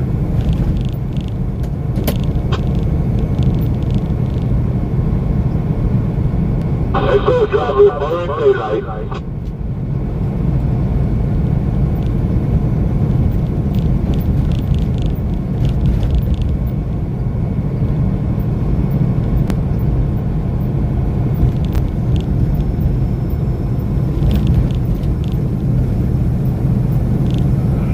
Pilot off this exit.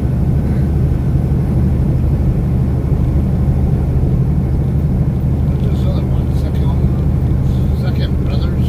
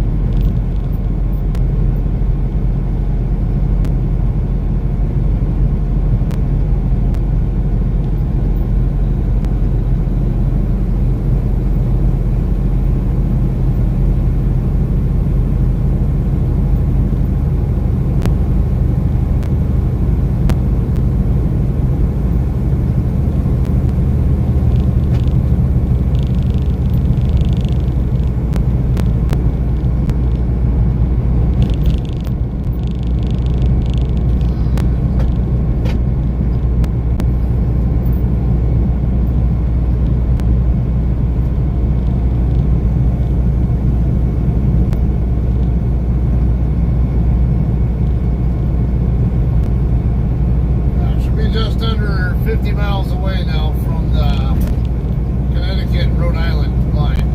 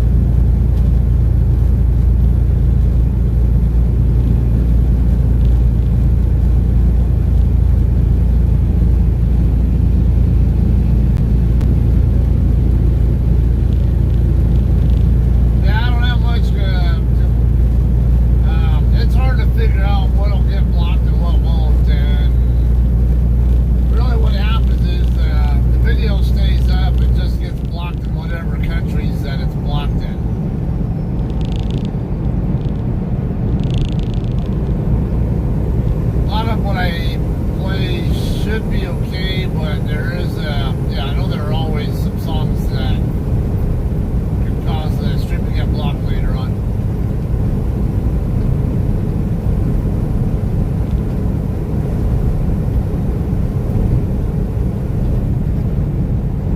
Alright, East Line, next 5 exits. And there is a cop on the on-ramp there.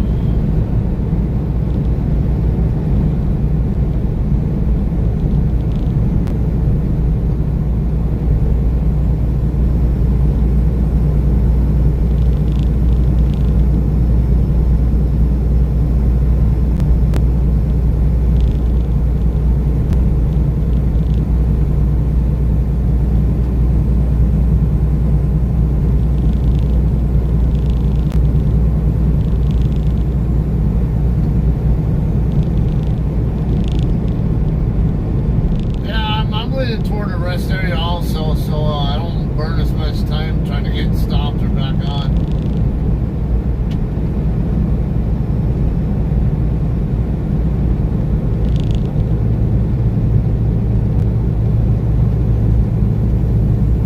I wouldn't have a clue how close I am to the next one though.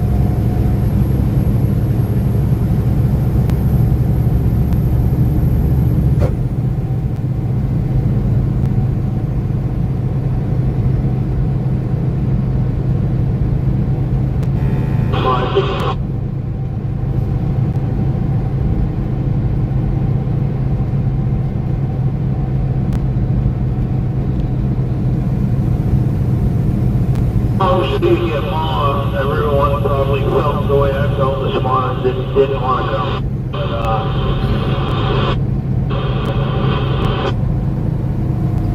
I'm sure it'll pop up at some point.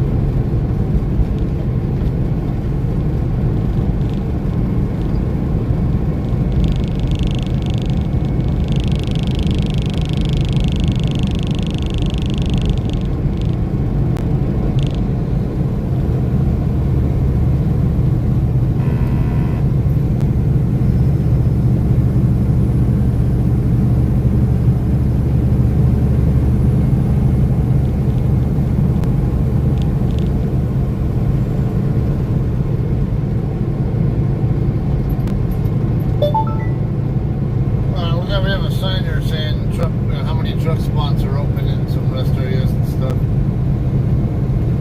Or no, it's just 5 miles, 295.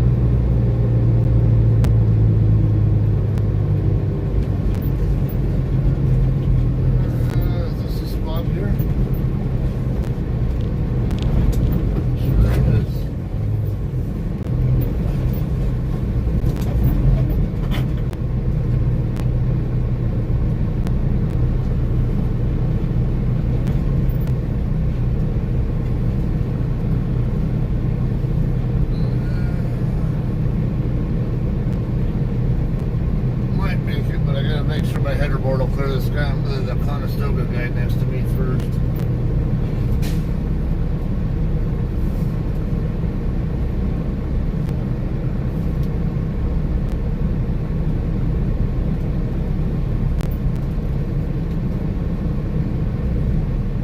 I'm real close to that guy on my left, but that's why I'm creeping around. Make sure my trailer will clear him. It looks like it will. Yeah, we're good.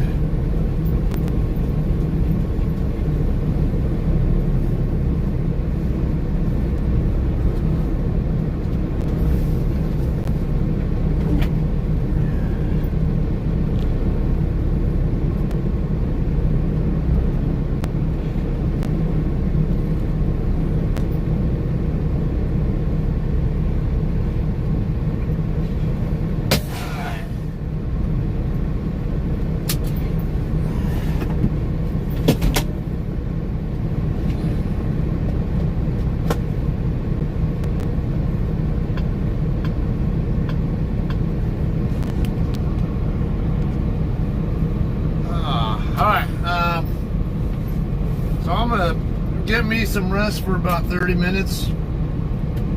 See how far out I am. I've done 365 miles, so it should be 140ish, so it should be right around 2 hours. Yeah, that's gonna put me there right when I expect to be there.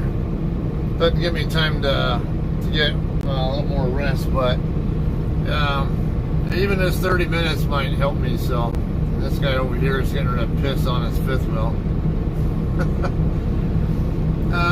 Alright, so I usually, my normal routine is, for deliveries and pickups, to record on the regular cameras. So, I'm going to go ahead and end this one here, but on the next en route that I do, I will probably, I might do some more live streaming, focus more on the en route, because that way I can do the pickup delivery videos and not try to interact with both the camera up here and this one here. So, alright, hope you guys enjoyed this one. Like I said, if I get my ass back there, even just like a little 20-minute power nap might be all I need to get me up there with no problem. So, that was not fun trying to get down here. Didn't sleep worth a shit last night, or yesterday, I mean, so, yeah, not surprised. Alright, you guys all have a great day, and I do have another video I'll probably have posted sometime today, the recorded one, and then tomorrow should have this this delivery video up on the channel for you, yeah, with the 4 camera views, and probably live stream, I mean, maybe coming back out of here or something on my way out to Pennsylvania. We'll see how it goes. But, alright, you guys all have a great day, and we'll see you next time.